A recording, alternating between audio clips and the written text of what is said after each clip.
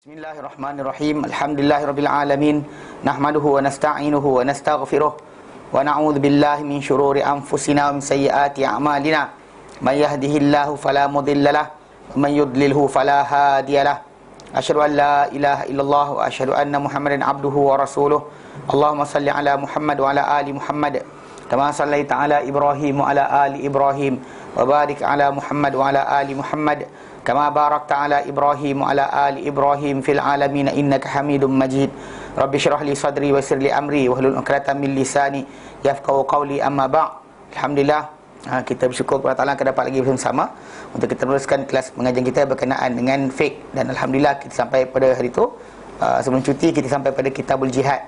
Kitabul Jihad, yang mana kita kata tajuk ni adalah tajuk yang sensitif bagi seorang orang, dan dia adalah sebenarnya benda yang biasa dalam Islam.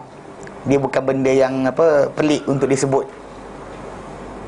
Banyak orang salah faham bila kata, bila sebut tentang jihad ni tak boleh dibincangkan, takut orang kafir kata apa. Tak, benda ni adalah antara sistem dalam Islam.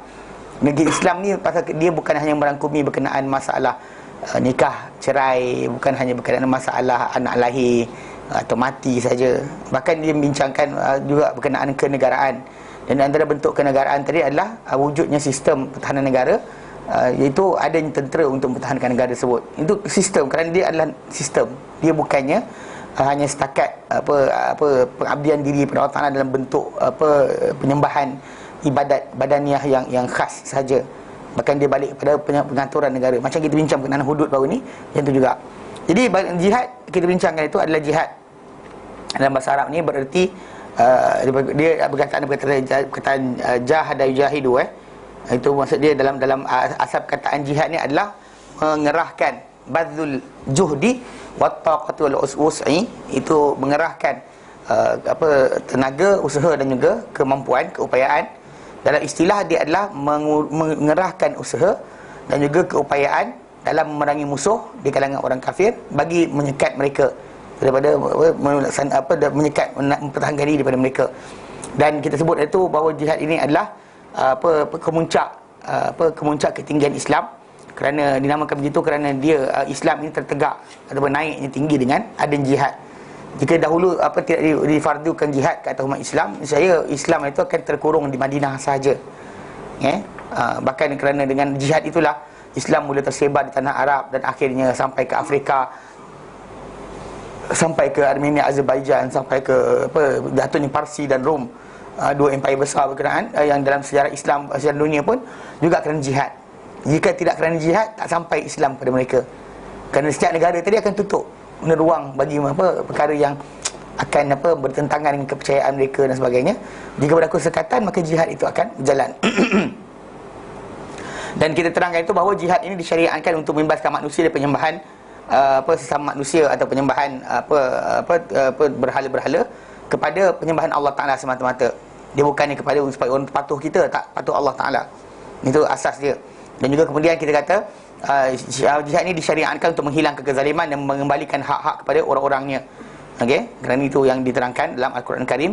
Dan juga jihad itu disyariatkan untuk merendahkan golongan kafir, walaupun mereka tak mahu dan sebagainya, dan juga pembalasan bagi mereka. Ini arahan Allah Taala untuk kita laksanakan. Tapi bukan kerana dendam. Tidak sekali-kali jihad tu untuk dendam. Nabi SAW mempunyai peluang banyak kali untuk balas dendam pada orang yang bunuh para sahabat baginda, tapi baginda tak pernah gunakan jihad itu sebagai wasilah. Bahkan bila ada para sahabat yang nak buat balik kepada mayat musuh, itu dengan merosakkan jasad, jenazah mayat musuh-musuh Islam, musuh-musuh orang musyrik yang kalah peperangan, Nabi sekat mereka. Memang mereka pernah buat pada orang Islam, potong hidung lah, kerat dada lah, potong pipi lah, burukkan mayat.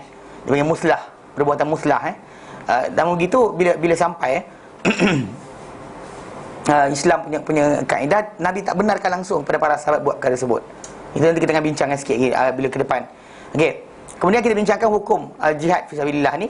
Dia dalil yang sebut dalam Quran surah An-Nisa 95, kita baca hari itu, yang Allah memberikan perbezaan antara orang yang diam tidak keluar berjihad dengan orang berjihad. Orang yang keluar berjihad tadi mempunyai kelebihan besar. Tapi tidaklah pula Allah kata orang yang tidak keluar dari itu sebagai orang yang kafir dan sebagainya, taklah. Bahkan dekat sini yang menyebabkan kenapa para ulama bersepakat mengatakan bahawa jihad ini bukanlah fardu ain tapi fardu kifayah. Dia adalah fardu kifayah, mana dilaksanakan, bila ada orang laksanakan maka yang lain akan terlepas daripada hukuman tersebut. Kerana Allah Ta'ala akan janjikan kebaikan kepada orang yang masuk neraka. Kalau Allah Ta'ala janjikan untuk orang yang yang duduk, yang tak keluar jihad pun Allah Ta'ala berikan kebaikan. Allah Ta'ala nyatakan An-Nisa 95 tu, wa kullam wa'adallahu al-husna. Untuk setiap kedua-dua mereka tu Allah Ta'ala janjikan kebaikan. Maksud dia untuk orang yang pergi jihad, yang tak pergi jihad pun mestilah Allah Ta'ala kata dia akan berikan janji kebaikan. Maksud dia, kalau anda kata orang tu jihad adalah fardu ain, saya orang yang duduk tadi tak akan diberikan janji kebaikan. Tak akan diberikan janji kebaikan. Tapi orang yang pergi berjihad tadi ada kelebihan ke atas orang-orang yang duduk. Itu je, orang yang tak keluar. Okey. Dan juga kerana firman Allah Ta'ala surah At-Taubah ayat 122 Allah nyatakan tidaklah harus orang-orang beriman tu untuk keluar semua sekali. Kalaulah ada di antara mereka ni yang keluar untuk satu kumpulan mereka ni untuk memahamkan diri agama, litafaqahu fid din. Maksud dia tak semua kena keluar. Kena ada separuh keluar untuk belajar. Maka dengan sebab itu ada pengurangan hukum daripada semua sekali keluar, sebahagian boleh tak keluar, menunjukkan bahawa ia adalah fardu kifayah bukan fardu ain. Tapi kita kata hari itu ada keadaan tertentu yang mana orang tersebut boleh jadi jihad itu fardu ain. Okey, itu keadaan pertama apabila menyerang musuh negeri umat Islam dan mereka turun ke negeri Islam dan mengepung umat Islam, maka ketika itu siapa yang berada di situ akan jadi fardu ain ke atas dia memerangi musuh tersebut. Dan kemudian dia akan merebaklah daripada kampung kepada negeri-negeri, pada negara-negara, pada seluruh dunia umat Islam akhirnya. Okey, itu keadaan pertama. Keadaan kedua, apabila hadir peperangan, okey, dan telah bertembung, musuh tu dah bertempur, semua dah ada kat situ, tengah pertempuran berlaku, tiba-tiba dia nak lari, tak boleh. Ketika itu fardu ain untuk dia, jangan lari. Kalau dia tak ada dalam medan tadi, tak timbul tajuk, tengah bertempur musuh tadi nak lari, tak boleh. Kerana itu bila Allah Ta'ala nyatakan dalam Quran dalam surah Al-Anfal 15, wahai orang beriman, bila kamu bertemu orang-orang kafir zahfan dalam pertempuran, fala tuwalluhumul adbar, dan kamu hadapkan mereka ni kepada belakang badan kamu. Maksudnya kamu lari, maksud dia. Kecuali lah kita kata itu yang lari tu untuk pergi lari untuk dapatkan bantuan dan sebagainya, maka itu lain cerita. Okey, ataupun untuk lari supaya dapat bergabung dengan kumpulan Islam yang lain, itu pun tak apa. Adapun untuk lari tak boleh. Maksud dia ketika itu adalah fardu ain. Yang ketiga, kita kata apabila pemerintah menetapkan pada satu orang itu atau kumpulan manusia itu untuk jihad, dilantik mereka ni untuk pergi berjihad, maka automatik di situ menjadi fardu ain. Okey. Dan kemudian yang keempat, apabila diperlukan dia, macam kepakaran dia, macam bom ke apa dan sebagainya, dia pandai, maka di situ jadi wajib ke atas dia untuk keluar berjihad, fardu ain, bukan lagi fardu kifayah. Okey, baik. Itu disambung pada tajuk masalah kedua itu, kita kata syarat-syarat jihad. Sebelum kita bincang itu berkenaan syarat-syarat orang yang pergi berjihad itu, kita kata syarat pertama mesti ada kerajaan. Dia bukannya datang dengan suka hati kita rasa nak pergi perang, kita perang. Ini syarat pertama yang yang kadang-kadang tak diperingatkan. Kerana Islam macam mana nak memotong tangan orang, macam tu juga kita nak keluar berjihad perlu ada negara. Bukan keluar dengan sendiri, perlu ada negara. Walaupun kita kata menyelamatkan orang yang susah, yang sakit, yang ditindas. Masa kita belajar itu berkenaan dengan tajuk rompakan kan, mempertahankan nyawa orang dan sebagainya. Memang disuruh kita pertahankan. Contoh-contoh depan kita ada orang kena rompak, jangan tengok saja. Saya bukan polis, takkan saya nak tolong. Tak, itu bukan jawapan dia. Kita dah baca hari itu, kita bincangkan tentang perkara tersebut. Pasal dalam hadis yang datang daripada Nabi SAW berkenaan perkara ni, yang kita sebut tadi tu,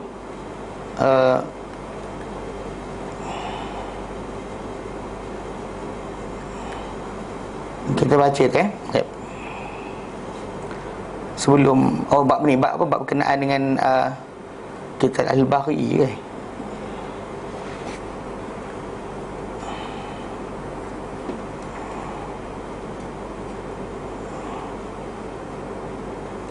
Ya. Solat. Okay. Hari tu kita ambil sikit tentang tajuk ni. Kita ambil itu bila datang dalam berkenaan dengan tajuk mempertahankan diri daripada ni dalam hadis ini kan oleh Musnad Ahmad. Musnad Ahmad hadis nombor 3487. Daripada hadis Musnad Ahmad 3487 3/487. Anna Rasulullah sallallahu alaihi wasallam qala, baginda bersabda, man udilla indahu mu'minun barang siapa yang disakiti ataupun ditindas di hadapannya seorang yang beriman, okey, falam yansurhu, lalu tak tolong orang berkenaan, wa huwa qadirun ala an yansurahu, sedangkan dia mampu untuk menolong orang berkenaan, adallahu Allahu ala ru'usil khalaiqi yaumil qiyamah, Allah akan hinakan dia di hadapan semua makhluk di hari kiamat nanti. So maksud dia, memang depan mata kita nampak, pertahankan, itu tajuk lain. Tapi untuk kita kata keluar pergi buat tentera khas, pergi contoh masa tadilah menjadi mempertahankan orang, yang kita buat tentera sendiri, macam panggil missionaries okey. Jadi benda tu tak boleh, kena ada kerajaan. Kalau tidak ada masalah, semua orang akan ada kumpulan masing-masing. Kalau buat kumpulan untuk hantar bantuan makanan, tak apa, masing-masing semua orang buat, ni satu kumpulan, yang ni hantar, okey fine, buat makanan. Tapi bila berperang, pasal benda ni bukan tajuk yang terbuka. Dalam masalah ni dia perlu kepada apa? Arahan imam atau kerajaan, bukannya dibuat dengan suka hati. Okey, itu syarat pertama. Kemudian daripada situlah baru datang, okey, wa yushtaratu li wujubil jihad sab'ata syurutin. Wa yushtaratu li wujubil jihad sab'atu syurutin. Dan disyaratkan untuk wajibnya jihad ada 7 syarat. 7 syarat. Wahia, dan syarat-syarat berkenaan adalah, ini sambung dengan buku yang kita belajar sama ni kat sini. Al-Islamu, Islam. Wal bulugh, balik. Itu cukup umur Wal aqlu, akal. Wal dhukuriyah, kelelakian. Dia lelaki saja. Wal hurriyah, merdeka. 5 Keenam, wal istita'atul maliyah wal badaniyah, dan juga kemampuan, keupayaan harta dan juga badan. Wassalamatu minal amrad wal adrar, dan ketujuh, selamat daripada sebarang penyakit ataupun sebarang kemudaratan. Mana tak ada badan dia cacat dan sebagainya, dan yang mengikat dia daripada untuk keluar berjihad.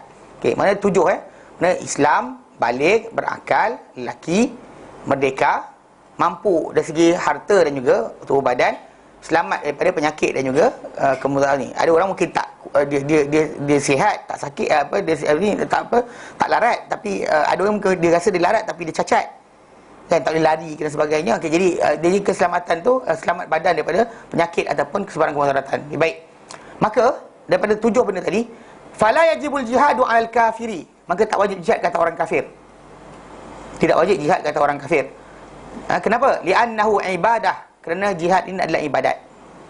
Wal ibadatu la tajibu alaihi, dan ibadat tak wajib ke atas orang kafir. Wala tasihu minhu, dan tak sah pun ibadat daripada orang kafir. Macam mana kita tak suruh orang solat?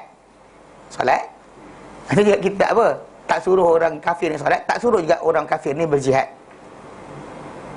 Okey. Mungkin ada orang kata dalam konteks negara sekarang ni, negara yang bermajmuk, yang mungkin Islam ada sekali dan sebagainya, kita kata dalam konteks jihad ini, kerana jihad ini dia spesifik. Dia bukannya khas kepada semua konteks. Kita panggil pertempuran. Contoh macam pertempuran dengan golongan dengan jaga sempadan ke boleh, tak ada masalah. Tapi kalau dia kata dalam konteks bertempur dengan musuh, kadang bukan Islam tadi ni, itu dinamakan jihad. Kalau sama Muslim tak dipanggil jihad, mengkital fitnah. Peperangan sesama Muslim dia mengkital fitnah, bukannya kital jihad, bukannya jihad. Yang sebab itu kita kata tak disamakan keadaan tadi. Okay, jadi orang kafir tak diwajibkan berjihad. Tapi kalau ada kata orang guna kat sini, dia kata kalau macam tu jihad tak wajib, hudud macam mana pula? Hudud ini berkaitan tajuk masalah pelampauan seseorang pada orang lain dalam masalah harta atau nyawa. Maka konteks ini dia dihukum di atas pelaksanaan bagi menjaga harta dan nyawa orang lain yang berada dalam negara tersebut. Bukannya berkenaan dengan tajuk tajuk masalah mempertahankan negara itu individu. Contoh macam harta orang ni curi, dia curi, tak kira pencuri tadi Muslim atau kafir, tak perlu dikira, pasal itu dia berkenaan dengan hak Allah dan juga hak sekalian hamba. Kerana hak Allah Ta'ala suruh laksanakan hukum tadi, maka kita kena laksanakan hukum tersebut. Itu konteks dia beza. Kalau ni kata jihad ini, dia adalah untuk, kita kata ada keadaan di mana tak perlu pun berjihad. Kan macam ada negara-negara tentu, kita kata bila datang musuh, dia surrender, angkat bendera putih, terus hidup bawah kerajaan yang baru. Dia tak perlukan untuk pertempuran. Sedangkan dalam Islam kita kata dalam konteks ini, untuk menjaga agama tadi, anda disuruh supaya mempertahankan agama dan juga negara itu sendiri. Itu beza, dia ada konteks yang beza. Jadi dalam asas ini, jihad itu adalah sebenarnya ibadat, bukannya benda yang pelaksanaan tu untuk menjadi seorang yang wajib berjihad. Ya, ini untuk melaksanakan hukum ke atas orang tersebut, tak dikira sebagai dia sebab siapa. Pasal dia bukan solat, dia bukan pelaksanaan untuk dia buat. Pasal dia perlu berletih penat dekat situ. Sekarang ni hukuman hudud kena kepada orang yang membuat kesalahan, bukannya masalah dia kena bermuamalah. Contoh macam okay, kalau kita kata kena laksanakan hudud, melaksanakan hudud. Dia memanglah kerajaan yang kafir tak wajib laksanakan hudud. Kerajaan yang kafir tak wajib laksanakan hudud sebab dia kafir. Tak dituntut oleh Allah Ta'ala, dia kena, pasal dia kena beriman dahulu dengan Allah Ta'ala, baru melaksanakan hukum Allah. Sebab kalau orang mencuri, katakan pencuri daripada Saudi Arabia mencuri kan, lepas tu dia mencuri dekat Amerika Syarikat, dia tak dituntut pada kerajaan Amerika Syarikat supaya hukum dia ikut hukum hudud. Faham tak? Sebab melaksanakan. Kita kan masalah siapa kena, bukan siapa yang kena. Ni sekarang ni kadang yang confuse. Pasal ada orang kata nanti dia baca benda ni, dia kata orang kata tak wajib jihad, kata orang kafir. Orang kafir tak perlu pergi berjihad. Iyalah tak perlu, pasal dia tak perlu laksanakan benda berkenaan. Tak dituntut dan tak sah jihad daripada dia. Adapun dalam masalah pelaksanaan hudud, melaksanakan hudud tadi maksud dia untuk enforcement hukuman tadi. Hukuman apa kita panggil apa? Jenayah syariah tadi sebagainya, yang mana ada batasan-batasan Islam, tak disuruh supaya mengenforcekan benda tadi kerajaan yang bukan Islam. Faham tak? Yang kena tu lain cerita. Masalah kena potong tangan tu pasal dia melanggar setelah diwartakan sebagai undang-undang. Kalau diwartakan sebagai undang-undang, kita kata benda tak kira mazhab apa pun. Orang mazhab Syafi'i duduk dekat negara yang Hanafi, kalau dia kata ada undang-undang negara berkenaan yang kena dengan dia, kenalah. Walaupun dia kata saya bukan mazhab Hanafi. Sebab undang-undang bukannya dalam kitab fiqah. Undang-undang apa diwartakan oleh kerajaan. Faham tak? Selagi kerajaan tak wartakan itu sebagai undang-undang, anda tak boleh nak enforce pada sesiapa pun. Bahkan tak ada siapa akan dikira bersalah. Contoh macam petak kuning kan, sebelum di-enforcekan tak ada siapa kena. Lepas di-enforcekan, siapa masuk petak kuning, ketika jam dia masuk menambahkan kesesakan, polis datang, polis aman dia. Kan kereta depan tengah ni lagi, dia boleh masuk juga, maka dia duduk kat situ tengah tu, polis datang terus aman. Pasal maklumat telah diberikan. Itu dah menjadi diwartakan sebagai undang-undang. So kalau macam hudud dilaksanakan, maksud dia dah diwarta sebagai undang-undang, maka siapa saja buat kenalah. Itu je cerita dia. Tak kira Muslim atau kafir. Pasal ya, so dulu dia kata okey, hudud is just application to Muslim saja, tak betul lah. Tak betul. Specify dia. Oh tak boleh. Tak boleh. Dia pasal benda tu tadi jenayah kepada harta dan nyawa. Tak kira penjenayah tadi Muslim atau kafir. Faham tak? Yang penting tajuk dia apa? Apa jenayah dia? Apa jenayah dia? Pukul orang. Dia akan diwarta ikut apa? Ikut pada apa yang diwarta sebagai undang tadi, bukan kepada kitab fiqah. Banyak orang salah faham bab ni. Enforcement tu berjalan bila kita kata dia sebagai undang-undang negara, peraturan negara, siapa saja langgar, tak kira mazhab apa, agama apa, kena. Contoh macam bila Amerika Syarikat haramkan arak. Dia haramkan arak. Dia bukan kerajaan Islam pun. Dia haramkan arak. Dalam amendment ke-18 kan, diletakkan benda ni. Mungkin tak payah tengok benda ni. Sekejap.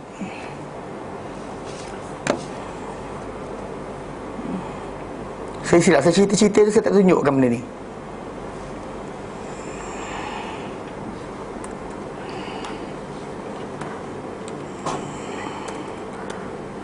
Is it prohibition?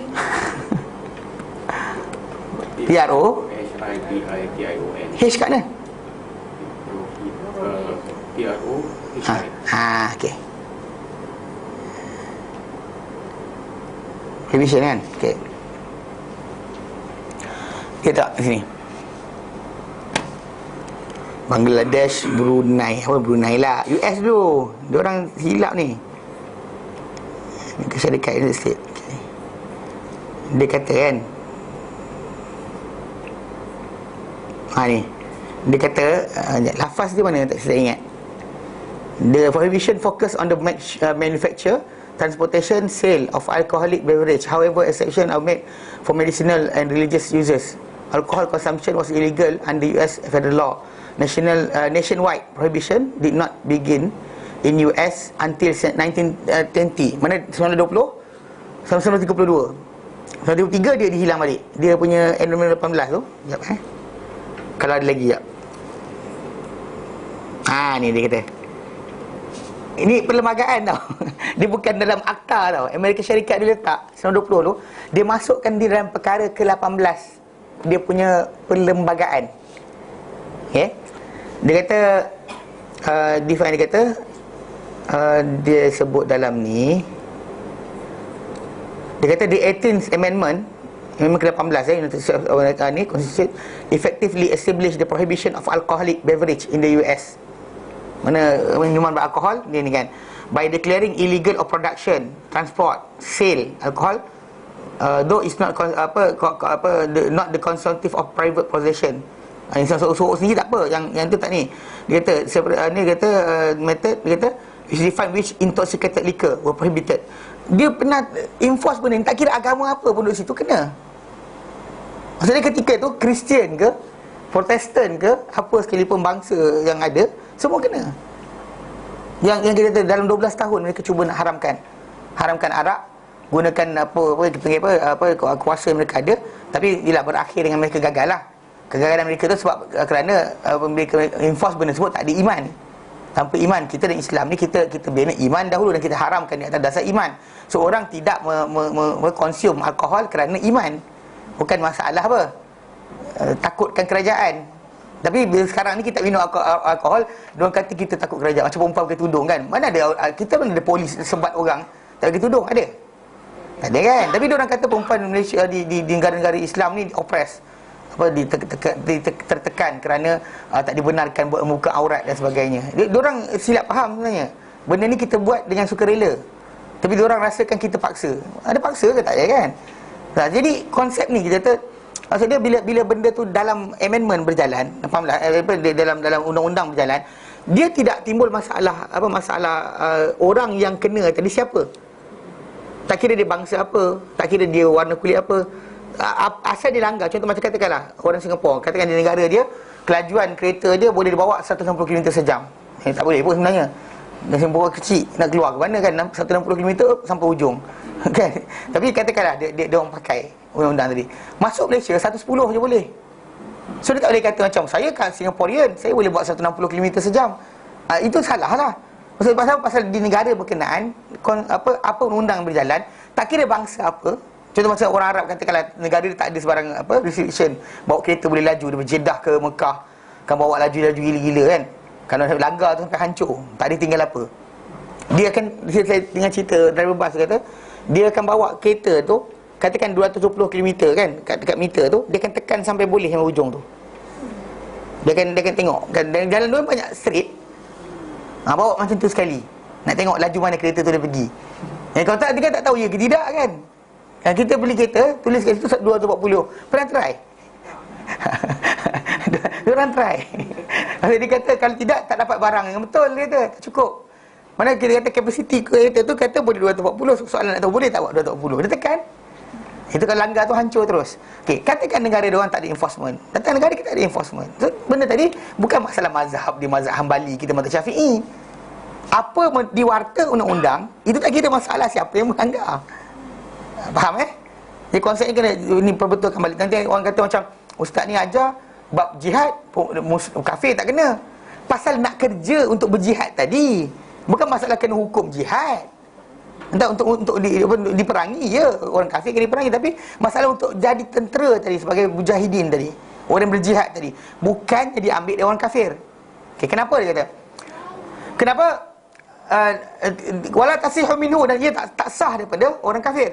Wali annahu la yatawaffar fihi al-ikhlas wal aman wa ta'ah, kerana tidak ada cukup pada pada orang yang kafir tadi ikhlas kepada Allah Taala, amanah dan juga taat. Pasal dia punya walak, cara dia bukan orang Islam kan, dia tak walak kepada Allah dan Rasulnya. Ketaatan nombor satu dia mungkin kepada bahala dia, ataupun kita panggil kepada Tuhan dia dan sebagainya. Kepada Allah dan Rasulnya bukan ketaatan nombor satu. So di situ sebab kenapa dia tak diletakkan dia sebagai tentera dan Islam. Sebab kalau diletakkan dia kan masalah. Dia tak ada ketaatan, kita jadikan dia tentera. Ada orang nak buat macam tu. Dan sedangkan Islam ni yang mengikat kita untuk bersama. Dan jihad tadi adalah apa? Ikhlas, amanah dan juga taat kepada Allah dan juga Rasulnya, dan juga siapa yang dilantik sebagai pemerintah kita. Okey.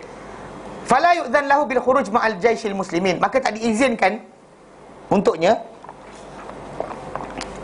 keluar bersama tentera Islam. Tak boleh. Kenapa? Dikaulihi sallallahu alaihi wasallam, sabda baginda sallallahu alaihi wasallam, li rajuli musyrik, pada seorang lelaki yang musyrik, alladhi tabi'ahu fi badrin, yang diikut Nabi, diekori Nabi di dalam perang Badar.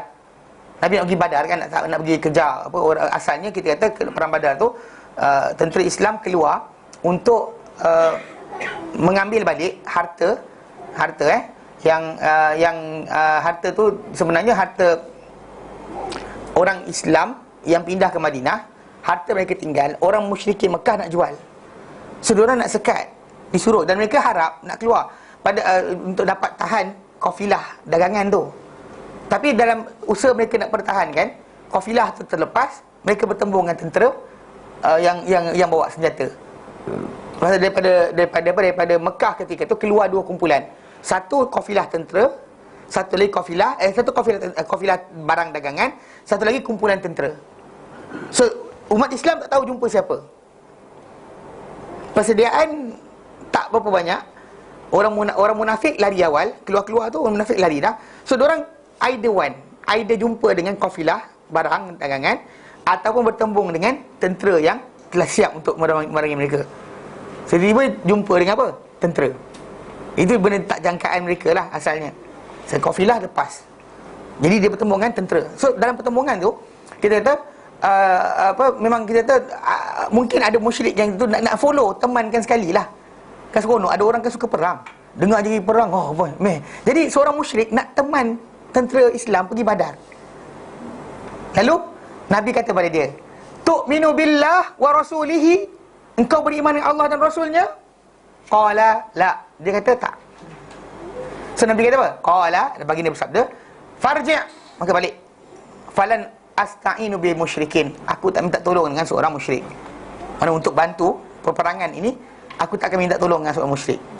Ini kita kata yang disebut dalam Sahih Muslim, hadis nombor 1817. 1817. Dia hadis ini tak bertentangan dengan tajuk, contoh macam dalam kes Nabi SAW ketika dalam hijrah, Nabi gunakan khidmat seorang guide yang dia bukan Islam pun, yang musyrik. Tapi itu tak bertentangan, pasal dalam ketika itu keluarnya Nabi SAW dalam tersebut, dan upah dia, dipercayai dia sebagai seorang yang amanah, upah dia untuk bawa keluar baginda dan juga Abu Bakar keluar daripada Madinah, dia jadi guide. Kan dia contoh macam kalau dia bawa bot ke dan sebagainya, itu dia sebagai wasilah untuk bersama dia menjadi sebagai tentera Islam. Tidak gunakan di perkhidmatan dia, contoh macam minta dia bekalkan minyak petrol ke, contoh macam kita lagi jihad, petrol dah habis, acong ada jual, belilah, tak ada masalah, belilah. Itu konteks dia. Dia bukan menjadi sebahagian tentera, dia mempersiapkan kita, membantu persiapan kita, tapi dia tak jadi sebahagian kita. Faham Pasal dalam hadis ni tak kontradik langsung dengan hadis yang Nabi menggunakan bantuan orang musyrik tadi untuk bawa baginda. Pasal dia perkhidmatan dia dibayar dan dia bawa keluar Rasulullah SAW dengan Abu Bakar daripada Madinah, daripada Mekah pergi ke Madinah. Yang ini sekarang ni lelaki nak keluar bersama-sama dengan tentera Islam, nak sertai. Nabi kata, tu'minu billah wa rasulihi, kau beriman dengan Allah dan Rasulnya? Dia kata la. Nabi kata, farji', balik. Aku tak minta tolong, aku tak akan minta bantuan daripada seorang yang musyrik. Ni kena faham betul-betul konteks dia. Mana kita kata benda ni dielakkan, memang kita tak disuruh untuk minta pertolongan orang musyrik dalam perkara ni. So jadi hadis ni menjadi sokongan lah mana orang kafir tidak diajak untuk pergi perang. Ajak angkat sampah. ajak macam tu sebab kenapa orang kafir kita tak ajak mereka untuk apa? Untuk sertai kita ketika korban, so tolong tumbangkan lembu. Marahlah orang bukan Islam. Nanti kalau kata dah dia percaya lembu tu suci, kita suruh dia tumbangkan lembu. Mana boleh. So sebab itu kita kata tak disuruh Islam paksa orang berkenaan untuk tolong ni. Baik, ini ibadat, kita buat sendiri. Macam ni jihad kita buat sendiri. Tapi macam benda-benda lain, contoh macam pembekalan air, kalau dia boleh bekalkan air, kita bayar dia atas bekalan air tadi. Tapi untuk bersama-sama bertempur, kita tidak. Bersama untuk tolong kita bertempur, tidak. Jelas? Okey. Wa kadzalika, dan demikian juga la yajibu 'ala as-sabi ghairul balighi. Demikian juga tidak wajib perang ni ke atas kanak-kanak yang tidak balik lagi. Li'annahu ghairu mukallaf, kerana dia bukan seorang yang mukallaf. Yang balik okey. Wali hadis Ibnu Umar, dan juga kerana ini kita kata benda ni tak wajib. Kenapa? Kerana hadis Ibnu Umar radhiyallahu anhuma annahu arada nafsahu ala Rasulillah, bahawa dia telah apa? Dia telah menawarkan dirinya kepada Rasulullah SAW yauma Uhudin, pada hari Uhud. Ibnu Umar dia tawarkan diri dia untuk perang ketika perang Uhud. Wa huwa ibnu arba'ata asyara sanah. Itu umur dia adalah seorang anak yang berumur 14 tahun. Falam yujizhu fil muqatalah, maka Nabi tak izinkan dia untuk berperang. Nabi tak izinkan dia untuk bertempur. Maksudnya ini umur. Ini hadis ni muttafaqun alaih Bukhari Muslim. Bukhari nombor 2664, Muslim hadis nombor 1868. 1868. So maksud dia memang apa yang umur budak tadi kita tak suruh dia, biarpun dia ada keberanian sebagainya. Jadi kadang-kadang dalam konteks ini yang budak-budak tak cukup umur. Kenapa tak cukup umur tadi? Tak cukup umur tu bukan maksud 18 tahun ke atas. Maksud dia balik. Dia start saja ada lelaki minat dengan perempuan dan sebagainya, suara berubah, misai dia mula keluar tumbuh, itu dah kira balik. Ini kita kata benda-benda yang apa yang kita kata dibenarkan untuk dia mula pergi berjihad. Adapun kalau kita umur bawah disebut tidak dibenarkan. Nabi halang para sahabat yang umur rendah, umur yang bawah daripada umur berkenaan daripada apa? Terlibat dengan peperangan. Ini kita kata kerana pasal dia tidak lagi taklif, pasal tidak mukallaf ke atas dia untuk pergi berjihad. Jihad ni adalah benda yang apa, ibadah. Jadi bila ada aturan dalam ibadah maka kita ikut.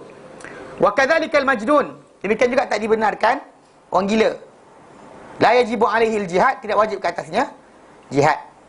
Kenapa? Li'annahu marfu'ul qalam, kerana orang gila ni terangkat pena.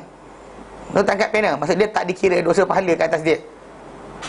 Dia sama macam budak-budak lah. Macam kita terangkan itu, budak-budak yang bawah umur, yang tak balik lagi, dia bukan tak ada dosa, dia bukan tak ditanggung dosa oleh mak bapak dia. Dia tak berdosa lagi. Dia tak berdosa lagi, tak ada dosa lagi. Maksudnya tak dikira dosa kat atas dia.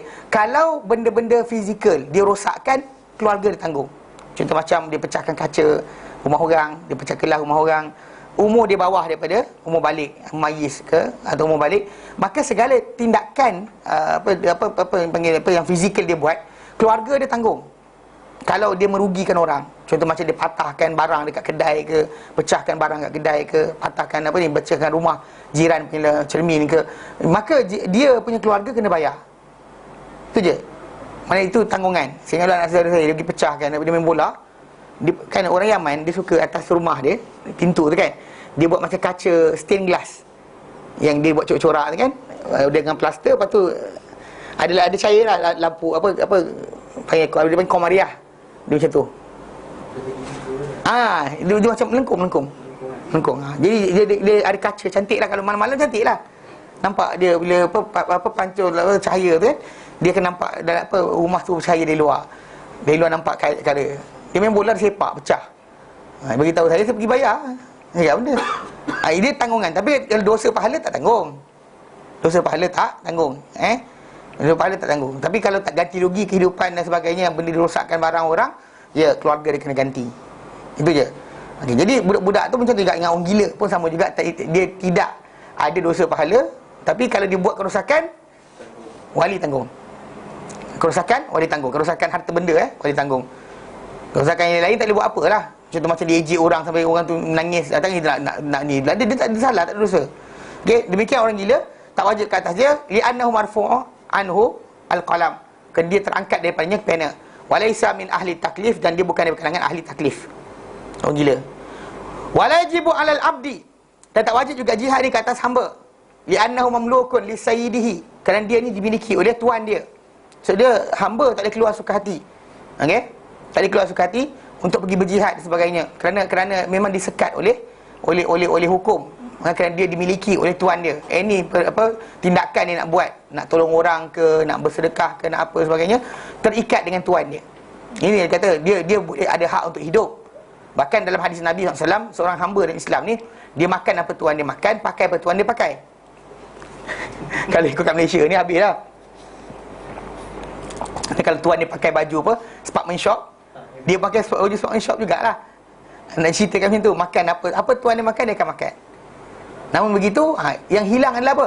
hak untuk menguruskan harta, nak kahwin ke minta izin tuan. Tuan, saya nak kahwin. Tuan kata tak boleh. Tak boleh kahwin. Itu konteks yang tersekat pada dia. Dia tak boleh nak kerja sendiri. Tuan diizinkan boleh kerja. Dia kata, tuan saya nak kerja sendiri, boleh tak? Tuan dia kata okey, dia boleh. Kalau tidak, tak boleh. Dia tak ada hak. Dia kena ikut apa tuan dia cakap. Tapi dari segi masalah hak hidup dan sebagainya berjalan. Jadi dalam tajuk ni, untuk pergi berjihad pun dia tak boleh, kecuali dengan izin tuan dia. Tanpa izin tuan dia tak boleh. Okey, dia anah mamlukun sayyidihi, kerana dia milik pada tuan dia. Walal mar'ah, demikian juga pasal kita kata dan syarat untuk seorang yang kita berjihad tadi mesti dzukuriah. Itu maksud dia kelelakian, lelaki. Walal mar'ata juga tidak juga wajib kata al mar'atu, kata wanita. Kenapa? Li hadis Aisyah radhiyallahu anha, kerana hadis Aisyah radhiyallahu anha qalat, Aisyah telah berkata, ya Rasulullah, hal 'alal nisa'i jihadun, adakah ke atas wanita ni ada jihad? Faqala, jihadun la qitala fih, jihad tapi yang tak ada pembunuhan dalamnya. Al-hajju wal umrah, haji dan juga umrah. Haji dan juga umrah untuk wanita ada. Itu dah paling berat lah tu. Untuk bergerak, berjalan, lari kan, pergi bergerak ini, orang langgar, hilang sesat dan sebagainya. Itulah paling susah untuk wanita. Tak disuruh pergi panjat bukit kan, bukit Broga ke untuk ini jihad, tak ada. Anda tak perlu main bukit Kepung ke, tak payah. Perempuan tak payah buat kerja tu. Mana dia ini yang kita kata kenapa dalam Islam ni wanita tak diberikan tanggungjawab ini. Maka atas wanita jihad itu tidak wajib sama sekali. Tak keluar pun tak apa, nyorok pun tak apa, tak ada hal. Lelaki nyorok ada masalah, perempuan nyorok tak ada hal kan? Kenapa lari? Takut, saya takut lah, tak ada hal. Kalau lelaki kenapa takut? Takut yang ada. Dia lain sikit. Saya tu kenapa lelaki ni diberikan keistimewaan. Dia banyak benda, dia pegang talak, dia pegang pentadbiran negara diarah pada dia dan sebagainya. Bahkan Nabi kata tidak akan berjaya satu kaum yang dikawal urusan mereka oleh seorang wanita. Tapi dalam sama dia burden, dia adalah tanggungjawab. Dia bukan setakat masalah privilege. Lahir lelaki, mana kita minta. Yang lahir perempuan, mana minta lahir perempuan kan? Jadi dengan sebab itu, bila lahir sebagai seorang lelaki, anda sebenarnya ada tanggungjawab. Yang wanita tak kena. Itu apa? Jihad. So wanita tak perlu berjihad, angkat senjata tak perlu. Bahkan bila ditanya oleh Aisyah radhiyallahu anha dan lafaz yang lain, dia kata wa fi lafzin narul jihad afdal amal, kami dapati jihad afdal amal, amalan paling afdal. Afala nujahid, bila kami berjihad. Ini bukan masalah harta. Kalau masalah harta, infak harta, tak boleh tanya pun, tak ada masalah. Infak je. Tapi problem sekarang ni pada jihad yang dimaksudkan ni adalah maksud apa? Jihad perang. Jihad bermaksud perang. So wanita Aisyah radhiyallahu anha tanya, kami dapati jihad ini adalah amalan paling afdal. Boleh tak kami berjihad? Kami yang dimaksudkan tadi bukannya semua orang, golongan wanita. Faqala, baginda bersabda, lakinna afdal jihad hajjun mabrur. Lakunnal jihad, lakunna afdal jihad, lakunna untuk kamu afdal jihad, sebab afdal jihad apa dia? Hajjun mabrur, haji yang diperbaiki, yang dielokkan, yang dijaga mulut dalamnya. Jaga. Kalau dia membantu boleh Ustaz? Membantu kalau diperlukan. Contoh macam yang orang yang luka parah. Ya, itu kalau dia ikut serta. Kalau tak dia ikut serta, ada yang wanita yang Rasulullah halang. Ada wanita contoh macam wanita Ummu Waraqah. Dia minta nak pergi jihad sama Nabi sekat. Ada yang Nabi izinkan pergi, macam Ummu Sulaim, isteri Nabi sendiri. Jadi ada yang diizinkan ikut serta. Ada yang Nabi tak izinkan ikut serta. So dia ikut keadaan juga. Macam wanita yang kita contoh macam janda yang tak ada, Nabi tak bagi keluar. Yang suami dia ada hadis sama, dia Nabi bagi. Kebanyakan wanita-wanita yang keluar pergi berjihad untuk jaga rawat awat ni, dia keluar bukan dia tanpa suami, dia keluar dengan suami dia. Dia kan keluar macam saya suami duduk lepak kat rumah, dia pergi keluar pergi tolong bangsa banjir. Salah sikit ni. Ni kena jaga bab ni. Dia kata tapi ini kan baik. Kan? Keluar dia kena ada mahram dia ada sama. Mahram dia ada sama. Saya ada gelak juga. Dia kata boleh perempuan keluar. Ustaz mana tengah ajar? Ada akak-akak tanya saya. Dia kata ustaz tu kata boleh keluar tanpa mahram wanita ni kalau dalam keadaan tertentu. Contoh macam Aisyah keluar ketika perang Jamal. Apa hal pula dia perang Jamal? Dia punya anak saudara kat situ ada. Abdullah bin Zubair tu. Itu anak saudara dia, itu mahram dia. Dan juga kemudian sampai kat sana ada Muhammad bin Abi Bakar. Bila Ali hantar dia balik daripada Sarah sana kat Kufah, hantar balik ke Madinah, dia ada bersama dia ditemankan apa? Muhammad bin Abi Bakrin. Muhammad, adik dia nama Muhammad bin Abi Bakar. Anak Abu Bakar nama Muhammad. So dia ada mahram dia dalam peperangan berkenaan. Jangan ada gatal kata tak ada mahram. Kan? Boleh Aisyah keluar tak ada mahram ni. Bagi yang. Kan? Ada dah pula. Pasal dia saya pelik. Saya kata datang mana fatwa ni? Tak, bukan masalah Syiah. Ni ustaz yang kata boleh. Ni ustaz yang in so called kata sunnah ni. Kalau yang tak sunnah tu saya tak faham, saya faham lah. Dia tak takut Tuhan. Syiah yang claim kata Aisyah dia keluar seorang ni. Mana boleh keluar? Tu Abdullah bin Zubair siapa? Dan saudara dia kan? Ya. Abdullah bin Zubair. Itu anak saudara dia, anak Asma. Ada 3-4 orang lagi. Ada Abdurrahman bin Auf pun ada sama. Semua sekali orang yang kita sebut nama ni adalah orang yang dikira adik-beradik dia. Duk ikut sama kat situ, anak saudara dia. So apa pula masalahnya? Jadi yang kata yang dalam hadis Nabi berkenaan wanita yang keluar tu, yang macam Ummu Waraqah tak dibenarkan pasal tak ada mahram. Ummu Sulaim suami dia ada sekali. Aisyah Nabi lah. So jadi setiap orang yang wanita yang menolong dalam ni, macam zaman Nabi dahulu, wanita yang pertama jadi apa mumarridah ataupun apa panggil apa nurse, adalah apa nama dia Rufaidah nama dia. Bukan Rafidah, Rufaidah. Bukan Rafidah, Rufaidah. Dia dulu bila Nabi SAW sabda, kalau ada orang duka hantar ke kemah Rufaidah. So dia ada macam tu. Tapi konteks dia masih lagi jaga masalah mahram keluar tadi ada. Bukan main kata dah janda tak apa keluar. Ini salah juga. Orang Islam kita ni pelik sikit. Betul, boleh kan? Tolong orang susah boleh, tapi limitkan diri anda. Macam kes sekarang ni kan, apa berlaku yang kita tengah hantar bantuan. Perempuan tak payah pergi tak apa. Kan? Ni nanti lemas ni kan tolong peluk lah pula. Kan? Tolong saya tolong. Lepas tu nanti kata peluk kan, nak tolong apa kuat lentang, tolong selamatkan. Kata tak dipeluk macam dia pula. Pegang itu. Saya tak boleh pegang apa? Aurat dia kata. Kan masalah situ. Buat susah. Ya. Tak, benda saya perasan dulu ada dia orang buat apa nama? Camp motivasi yang saya jadi kes ni. Camp motivasi kan dekat sini kat sana kan. Bila budak lelaki dan perempuan kan. Facilitator apa guru-guru maktab yang tengah dalam latihan. Lepas tu bila jalan dekat kawasan ada apa dia selut dan sebagainya. Dekat situ dia kena pegang tangan. Gila pegang tangan. Kan? Punggung jatuh tolak punggung kan. Salah lah. Habislah. Sebab kenapa tidak disuruh wanita masuk tempat berkenaan. It's okay for you. Dia kata jihad ni bukan pintu syurga yang perlu dicari oleh wanita. Dia ada pintu syurga lain. Cari pintu syurga berkenaan. Jangan cari syurga macam dia, kita istilah dia para ulama katakan, jangan cari syurga dengan pintu yang bukan awak punya. Contoh macam orang miskin. Orang miskin, saya nak cari pintu sedekah. Kau dah miskin, jangan nak cari pintu sedekah. Carilah pintu lain. Yang kaya tadi duit banyak, saya nak masuk syurga dengan pintu solat malam. Apa hal? Itu yang apa Allah Ta'ala bagi pada anda, itu yang anda gunakan untuk dapatkan syurga. So macam juga wanita tak diberikan pintu berkenaan jihad, maka ambillah pintu lain. Pintu gembirakan hati suami dan sebagainya. Itu lebih penting daripada pintu yang lain. Dia sibuk cari, pergi hilang. Suami balik rumah, mana bini aku? Tadi rupanya tengah ikut kerai, tengah dayung bot dan kayak. Salah lah itu. Ni salah lah. Ni kena jaga bab ni. Suami dia malas sekalipun dia tak betul pergi. Suami dia tanggung sendiri. Jangan dengan dia. Adalah budak dia keluar pula, kononnya akan sekian. Tu Nabi kata, untuk kamu golongan wanita ni ada jihad yang tak ada pembunuhan dalamnya. Apa dia? Hajjun mabrur.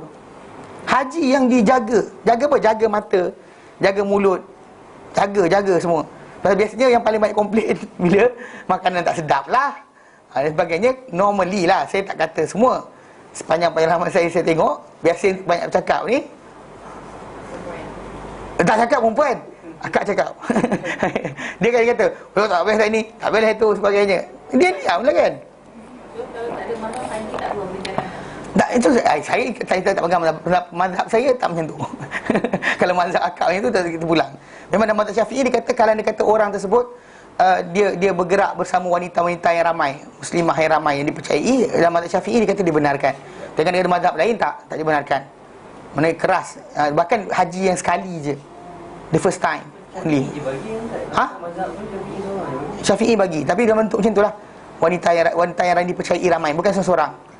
Wanita, dalam sekumpulan wanita yang dipercayai. Sekumpulan. Dia bukan seorang-seorang. Bukan semua jantan, dia seorang, tak boleh. Tapi kita ada orang tanya, tapi doktor macam mana? Kena jaga jugalah tu bab tu. Kalau tak boleh, kena benda kena jaga. Pasal benda tu anda jangan pergi syurga dengan pintu bukan pintu anda. Tu je. Seorang yang bijak, dia tak buat kerja, pelik. Dia miskin, saya nak bersedekah, saya nak bayar zakat. Kau dah miskin, kau tak ada duit, janganlah gatal nak pergi infak. Makanlah sendiri kan. Kan dia pergi sibuk bagi orang, waktu dia pun tak ada makanan. Tak bolehlah macam tu. Memang dari Islam ni kita, jadi pilih pintu syurga, ikut pintu apa yang Allah Ta'ala buka untuk anda. Yang kaya cari, yang ada ilmu dia. Pergi dah ada ilmu, dia pergi sibuk pula nak pergi cari duit untuk apa harta pula. Janganlah, pilih jalan anda masing-masing. So untuk wanita, Nabi kata lakunnal jihad, untuk kamu ada jihad, tapi la kita lafi, tiada pembunuhan dalamnya. La kita lafi. Ada bahkan lakunna afdal al jihad, untuk kamu ada jihad paling afdal. Apa dia? Hajjun mabrur, haji yang diperelokkan. Yang ni memang dia payah-payah kan, letih, penat, tak boleh keluh kesah, tak boleh sekian. Jangan cakap bukan-bukan, tu je. Jaga mulut, jaga mata. Jaga, jangan sibuk dengarkan, tengok makcik Turki jahat.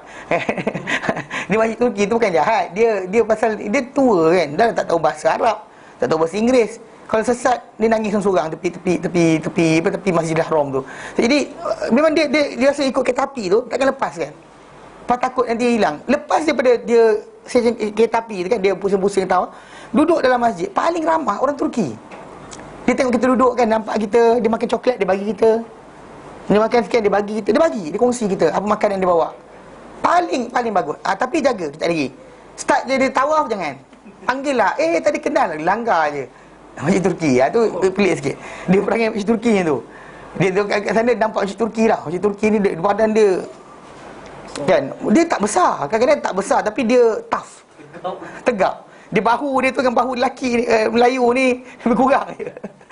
Bahu ni, kalau bahu lelaki Melayu tu kata macam bahu dia macam besar. Masjid Turki besar lagi. Muka cun dah. Dia ingat dia dekat Sudan tu. Langsung budak umpan tu, dia orang Turki. Muka Masya Allah kan, memang cantik. Tengok bahu dia, kita bahu dia lebar lagi. Tu kalau dia senggil gitu je, tergolek dia. Jadi konsep dia memang mulut jaga tu je. Itu haji mabrur. Haji mabrur tapi bukan maksud dia benda dia yang tak faham. Tak, dia actually faham pasal haji yang kita jaga mulut kita, jaga mata kita, jaga tindakan kita daripada buat benda-benda yang salah. Itu haji mabrur. Kita nak marah, tahan. Nak sekian, tahan. Nak tu sabar. Sentiasa jangan mengeluh, jangan keluh kesah, letih, penat, panas dan sebagainya. Itu yang kita kata Nabi SAW letakkan untuk wanita. Lain tak ada suruh berletih penat supaya pergi angkat barang untuk orang banjir. 2 tan ni 5 tan angkat. Tak ada tak payah. Kan? Nak angkat tongges kat rumah ke, tongges kan berat, perlu angkat. Tak payah. Islam tak ajar benda tu.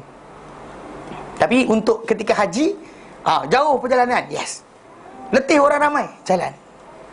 Ini yang kita panggil yang satu tempat di mana wanita tadi disuruh struggle untuk apa, untuk berletih penat dan sebagainya. Lain tak payah. Tak payah letih penat. Ini konsep yang kena faham. Jadi untuk wanita tidak ada jihad dalam bentuk ini. Tak ada. Untuk membantu tadi pun kalau menemani suami. Kan make yourself useful lah. Yang lepak je tunggu suami kat dalam kemah. Kenapa? Saya lepak je dah ni, saya tunggu kalau suami saya tengah perang tu. Taklah macam tu. Kan make yourself useful. Tolong orang yang sakit dan sebagainya. Ya. Ya, air dengan rawat je. Tak ada pergi pisau. Tapi Ummu Sulaim dia pegang pisau macam tu. Gitu. Dia buat macam tu. Apa dia kata, Nabi kata kau buat apa ni? Dia kata kalau orang musuh datang cucuk dia dengan pisau ni, dia kata. Dia Ummu Sulaim. Dia seorang yang semangat dahsyat. Okey. Baik. Suami dia kan dia ajar suami dia. Dia mak Anas bin Malik punya mak. Dia yang ajar suami dia kan dia kata suami dia. Kan anak dia mati, kemudian dia tutup pintu bilik tempat anak dia mati. Suami dia balik dari perjalanan, kan dia pujuk suami dia makan dan sebagainya, sampai tidur dengan dia. Layan sampai suami dia tidur dengan dia. Lepas dia tidur tu tengah baring-baring, dia kata dengan suami dia, bang kalau sekiranya kita pinjam periuk dari jiran minta balik, kena pulang balik tak? Suami dia kata kena. Kau tak nak pulang kan? Tak boleh, kena pulangkan. Dia kata wahai abang, dia kata anak kita yang awak tak nak pinjam kan, suami awak tak nak ambil balik. Marah suami dia.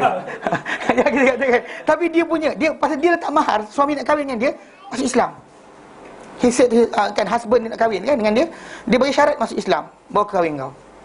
Dia pinang pun, lelaki tu pinang dia tak terima. Islam dulu aku terima.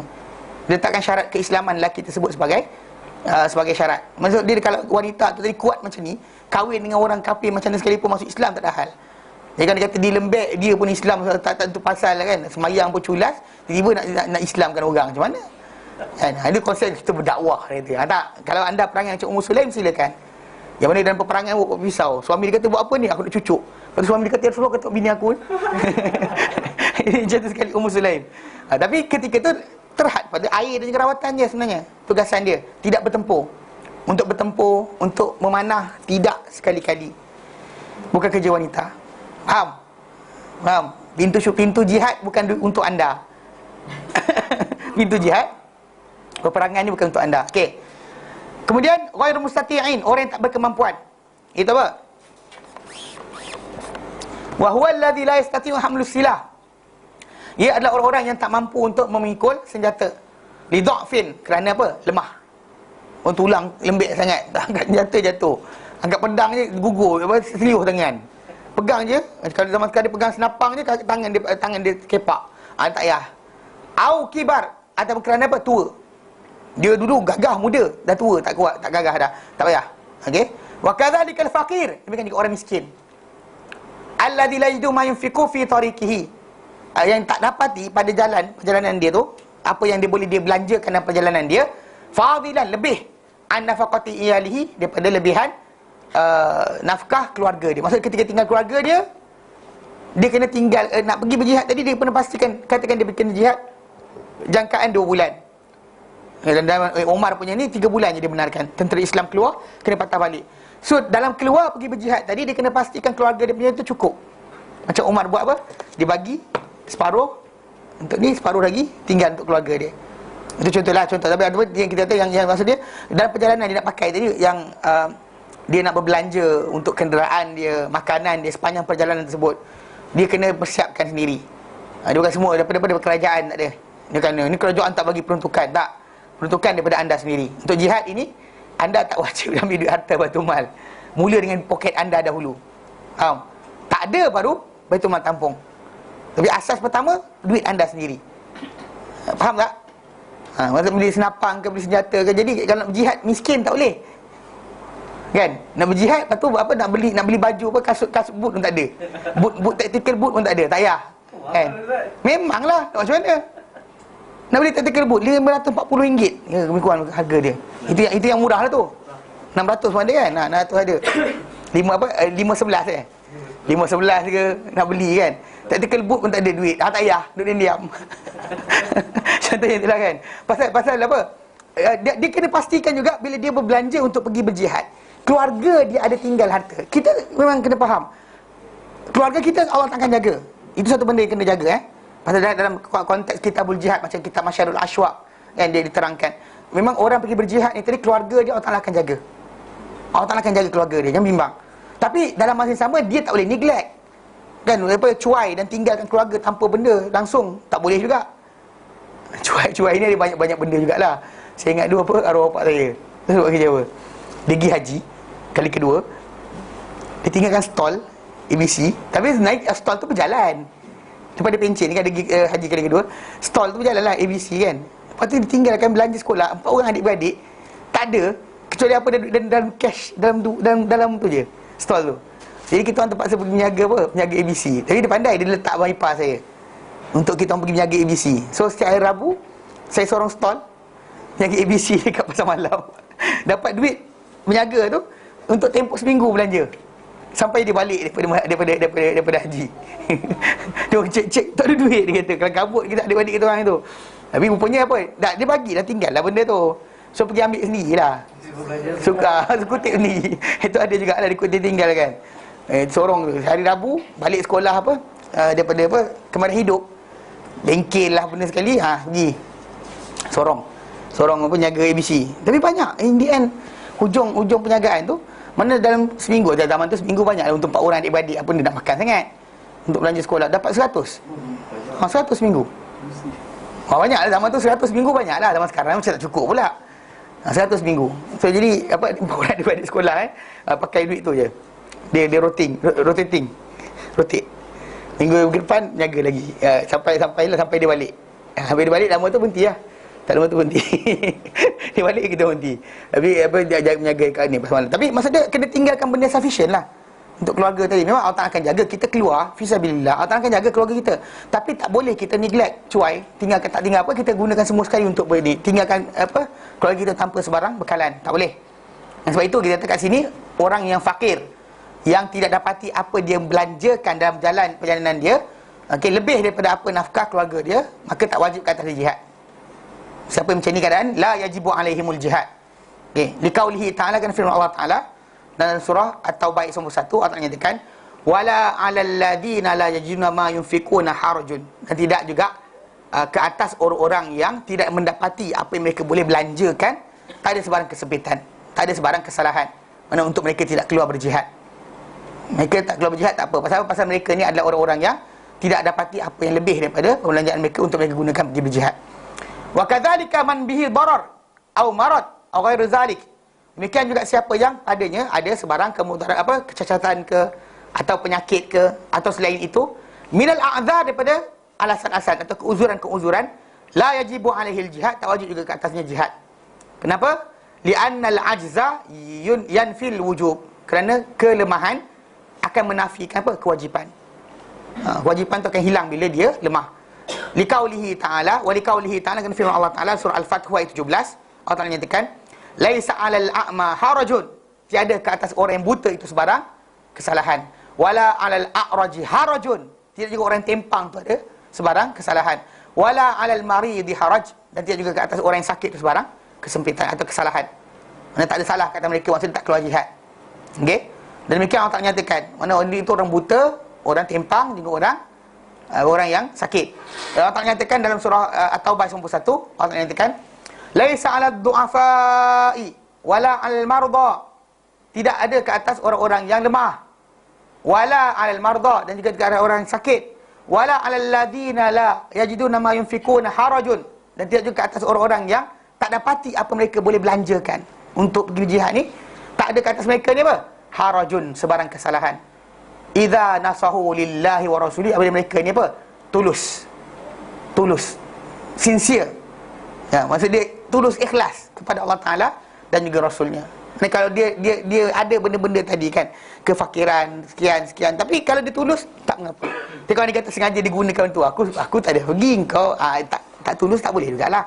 Maksud nasahu ni maksud dia tulus ikhlas. Dia tak ada keikhlas, bila mereka ni ikhlas kepada Allah Ta'ala dan Rasulnya, maka tak mengapa mereka tak pergi, tak salah. Nak pergi juga, kalau jadi burden, disekat. Contoh macam orang tak boleh keluar, kenapa? Dia sengaja tandas je. Kita nak jalan, mana mamat tadi hilang, tinggal tandas. Saya sakit perut, tapi saya nak jihad juga. Masalah lah. Orang nak berjalan ni, kan, orang nak bergerak. Kita ada timing, masa untuk sampai ke tempat tertentu. Datang dia, saya nak kena berhenti, checkpoint nak kena berhenti untuk dia pergi tandas je. 5 minit, nak pergi tandas. 5 minit, pergi tandas. Habis jihad kita, saya pergi tandas je ke? Mana boleh yang tu? Tak boleh. Dengan sebab itu kita kata disekat. Kalau dia menyebabkan macam apa, kecacatan dia tadi menyebabkan masalah. Kalau tak memberikan masalah kepada tentera yang lain, dia tak ada masalah lah. Boleh lah ikut serta. Macam wanita tadi, tak disuruh jihad, tapi ikut serta boleh, tapi berpadanan dengan kerja dia. Kalau dia kata contoh macam dia pandai masak, dia lemah tapi pandai masak, dia bawa lagi. Boleh dia mengiringi tentera tadi, sebab masakan tadi menjadikan tentera bersemangat untuk pergi perang. Kan, pergi makan je, aku nak pergi perang kan, best dia, kita lagi balik dia boleh makan lagi. Contohnya kan, dia masak sedap sangat, wallahualam. Dia tahu macam ada manusia, dia boleh bersemangat dengan masakan je kan. Bila dia orang sepi ni, macam budak-budak pergi tadika lah, sedap sebab apa? Cikgu masak sedap. Dia kata kan, itu ada juga. So konsep dia, kalau dia tak menyusahkan tentera, tak apa. Kalau anda kata dia menyusahkan, disekat. Tak dibenarkan pergi, yang kena dihalang. Apa tadi kalau dia memudaratkan keluarga dia, disekat. Dia macam di Madinah dahulu ada orang yang tak boleh nak keluar, tak dibenarkan keluar oleh Nabi SAW sebab dia tak ada kemampuannya. Ada Nabi sekat dia kerana mak bapak dia ada lagi perlukan kepada dia. Nabi suruh dia jaga mak bapak dia. Kan, itu ada konteks-konteks ni Nabi. Mana sebab kenapa ketua tentera dia kena tahu background tentera nak keluar tu. Bukannya main ambil je. Kalau ambil orang putus cinta, masalah juga. Kan, dia putus cinta, masuk tentera sebab putus cinta. Frust, bawa kahwin lain, so dia pun masuk tentera. Zaman dulu ada orang macam ni, dilepaskan geram. Tak boleh, pasal orang macam ni, dia kadang-kadang emosi dia tinggi. Dia kira separuh gila. Untuk keluar tentera itu masalah. Tak boleh, tak sepatutnya berlaku. Pasal dalam asas jihad tadi, orang tu keluar lillahi wa rasulihi, bukan untuk bunuh diri, bukan untuk lepas geram, bukan supaya nanti awet dia nanti kata Allah menyesalnya aku kalau aku tahu aku kahwin dengan dia. Bukan. bukan semua keluar kerana lillah. Bukan nak bunuh diri, nak lepas geram, nak biar orang kata. Sebab start bila orang kata saja dia gagal. Bahkan paling bahaya. Pasal di antara orang yang mula-mula api neraka dinyalakan untuk mereka adalah apa? Orang yang mati syahid. Dan Sahih Muslim, tak baca semua. Baca nama je. Dalam hadis Sahih Muslim 1905. 1905. Riwayat daripada Abu Hurairah radhiyallahu anhu. Okey.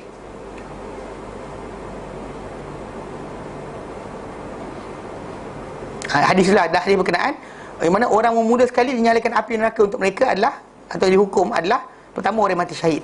Dan memang bila dia mati syahid, dan Allah Ta'ala akan pertunjukkan, semua manusia akan dapat lihat amalan dia buat kat dunia.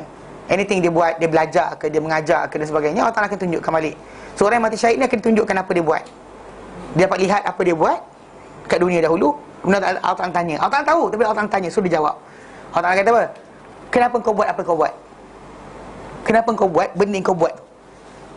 Dia kata, ya Allah, aku berjihad jalanmu, aku berjuang jalanmu, aku mati syahid kerana-Mu. Mana aku berjihad dan berjuang kerana Engkau sampai aku mati syahid.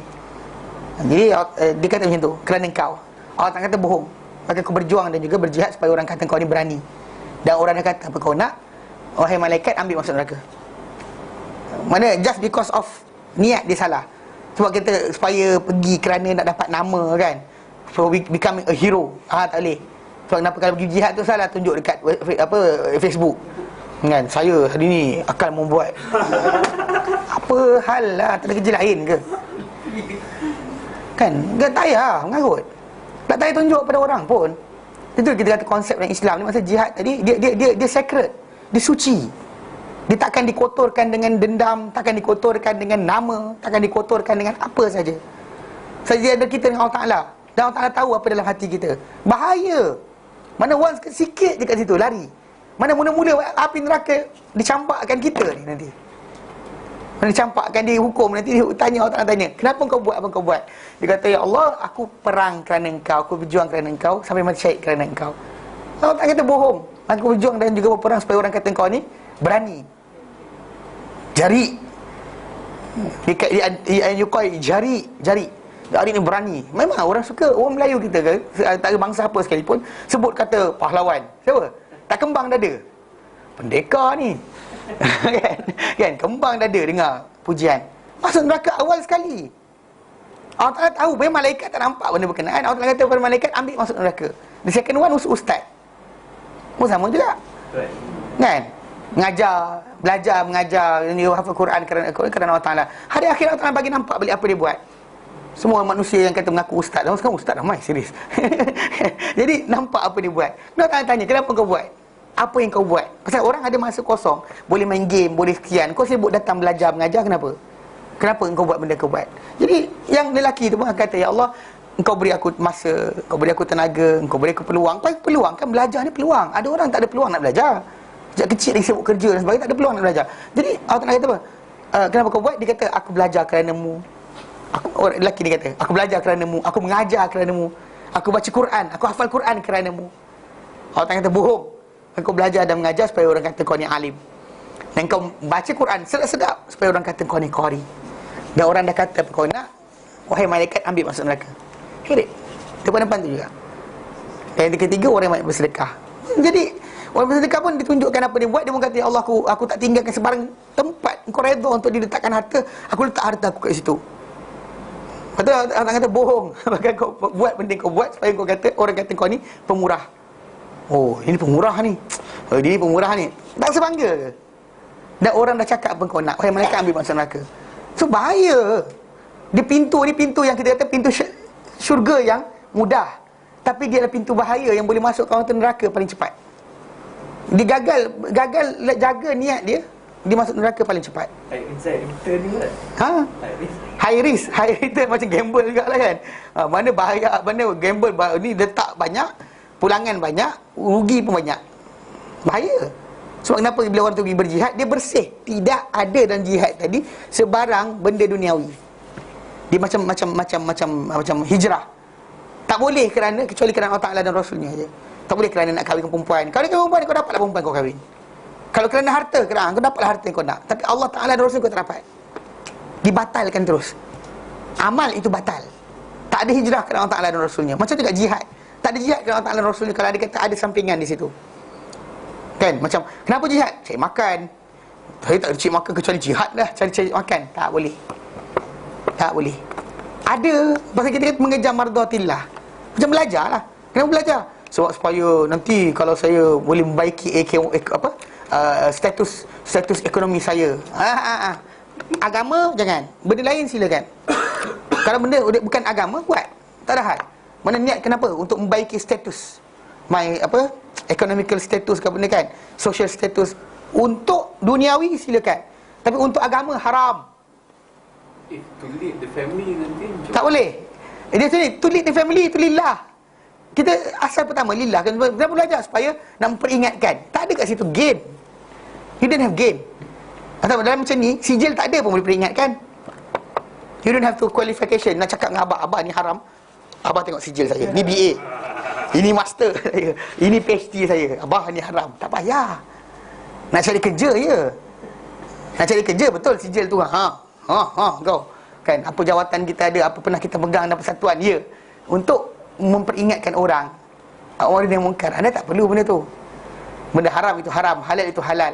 Dalil itu tak perlu pada qualification. Kalau Quran tu, kalau orang tu ada sijil, ayat Quran tak tahu ayat hukum pun tak guna juga. Ayat hukum tak guna, tak tahu tak guna juga. Macam kasih sebut dia tu kan. Ada kes apa? Dibatalkan ceramah kerana apa? Kerana kes dalam room grup apa nama? Kat WhatsApp tu lagi. Telegram. Ada orang ajak saya masuk dalam grup Telegram ni. Masuk dalam tu, saya akan ceramah untuk orang sebenarnya. Dan tempoh dalam apa mungkin minggu ni berceramah, dijemput. Diorang tak tahu dalam tu saya dijemput. Tapi yang dalam tu duk cakap lah, ni pensyarah sekian, cakap. Semua suka bercakap. Yang bercakap yang ni nak cerita konon sekian. Yang budak-budak yang tak tahu benda, hebat. Kan dia suka tunjuk. Thumbs up kan. Tak tahulah kenapa diorang gatal masuk berkenaan dengan tajuk persatuan. Saya takkan kacau. Persilatan saya takkan kacau. Tapi bila masuk berkenaan masalah agama, jangan sebutlah. Ni seorang tu dia kata, pula budaya tak bolehkan ni, tak bolehkan itu. Kata macam Hindu. Orang itu tak salah makan nasi. Nasi pun Hindu punya, dia kata. Saya diam lagi, tak ada hal. Saya tak kacau. Dia cakap yang tu, dia kata makan nasi tu Hindu punya. Jadi pasal budaya Hindu, so jangan makan nasi, kata dia. Tak apa lagi, turun bawah sikit, ada seorang dikatakan wali oleh kumpulan budak-budak ni. Kononnya kasyaf dan sebagainya. Dia kata apa? Botak kepala pun macam Sami Buddha je. Ketika tahallul, dia kata macam Sami Buddha. Saya pun turun lepas tu, qala Allah, qala Rasulullah. Ujung dia cerita, dia bagi dia paste satu blog, satu Facebook. Yang dalam Facebook tadi dia sebut berkenaan dengan apa saja, tentang budaya. Mana orang Melayu ni suka kadang-kadang tu kerana hadis Nabi, man tashabbaha biqaumin faminhum, kan, masa menyerupai satu kaum di golongan mereka. So dia kata kita ni cepat menghukum, sedangkan benda tu tak salah, dia kata, kerana ada ulama dulu buat. Yang lawaknya dalam Facebook tu, dia bagi 3 contoh. Satu contoh pertama, perbuatan di Indonesia mencampakkan anak dara ke dalam Gunung Merapi. Gunung Merapi nak meletup, campak anak dara, gunung api senyap. Okey, satu. Kedua, berkenaan dengan tajuk keris. Ketiga, berkenaan dengan tajuk wayang kulit. Dia katalah apa? Yang Gunung Merapi tu dia kata ada ulama dahulu kata tak apa. Tak usah campakkan anak dara, campakkan kepala lembu. Lembu punya badan kita makan, kepala kita campak bagi pada Gunung Merapi tu supaya dia berhenti daripada mengganas. Jadi apa salahnya? Lepas tu kemudian keris. Sekian lok tu 7 kerana rukun Islam lah, rukun iman dan sebagainya. Tak ada hal lah. Kemudian berkenaan dengan tajuk yang kata wali Songo dulu berdakwah pakai sekian. Gunung Merapi, saya jawab Pertama gunung berapi, saya kata. Gunung berapi tu, saya kata kita ada tauladan lebih baik dari itu. Umar bin Khattab anhu ketika mana dia memerintah, Sungai Nil tak nak surut. Kan orang Mesir kan ada perangai campak anak dara dalam Sungai Nil. Bila Sungai Nil surut, campak anak dara nanti naik balik. Amr bin As tak tahu nak buat apa ketika tu. Pasal Sungai Nil turun. Tak tahu nak buat apa. Jadi apa dia buat? Dia hantar surat pada Umar. Minta tolong. Kalau tak ni nanti orang ramai akan marah. Kerana itu tradisi mereka. Campak anak dara untuk sungai itu naik balik. Umar hantar surat balik pada dia, tapi surat tu bukan surat untuk dia, surat untuk sungai. Sungai Nil.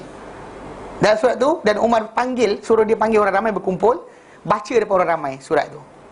Daripada Amir Mukminin, daripada pemimpin umat Islam, ketua orang beriman, Umar bin Khattab kepada Sungai Nil. Amma ba'du, ada pun tempat pujian Allah Ta'ala sebagainya. Dia kata, sekiranya engkau mengalir dengan kuasa engkau sendiri, kami tak perlu pada engkau. Dia kata, sekiranya engkau mengalir dengan kuasa Allah Ta'ala, kami mohon pada Allah Ta'ala supaya mengalirkan engkau. Betul, dia campak surat tu. Campak surat tu hari ni. Saya katakan itu ada lebih baik daripada campak. Berikan pada penunggu jin dan sebagainya. Kita bagi kepala lembu tu, kenapa? Meredakan dia. Kelas kabair. Kabair itu syirik tu. Kan? Lepas tu tentang keris. Saya kata tentang keris, pakai keris lah. Mana di Islam kata tak boleh pakai keris? Kan, yang penting jangan puja keris saja. Kan, keris tu nak buat apa? Buatlah daripada besi, 7 jenis besi ke 10 jenis besi. Jangan kata keris tu ada memudaratkan mudarat kecuali tak tikam orang kan. Tiba-tiba jangan dekat, gila kau. Nanti tak boleh lah. Kan? Pasal dalam Islam mana ada sekatan nak pakai senjata bentuk apa? Janji boleh bunuh musuh, pakailah. Yang ketiga, kenaan dengan wali songo. Kan saya sebut tu. Kan wali 9, dia berdakwah dengan wayang kulit lah, kuda kepang. Bukan maksud dia pegang wayang kulit tu, di situ larilah Muhammad kata bukan. Yang dia buat adalah dia panggil orang berkumpul, gunakan wayang kulit tadi. Pasal orang kampung tu tak boleh berkumpul kecuali ajak kerakyat. Maka bila lepas kerakyat tu habis, dia pun bangun bercakap. Bukan dia gunakan wayang kulit itu sebagai faham kan? Jadi saya bagi yang tu. Dia pun, jadi dua orang ni last sekali rupanya, tu sebab kenapa orang kata suruh belajar tak mau. Jadi dia sekali nak bercakap juga. Kena bantai, betul lah sekali. Sampai sekarang ni diorang dah pening kepala dengan saya. Sampai kan dia minta supaya stop daripada berceramah. Dia kata tak ada hal. Dia stop. Banyak benda lah. Dia pasal dia hujah tak pandai. Kalau hujah kali kan tak tahu, diam lah. Kan benda kemidang anda.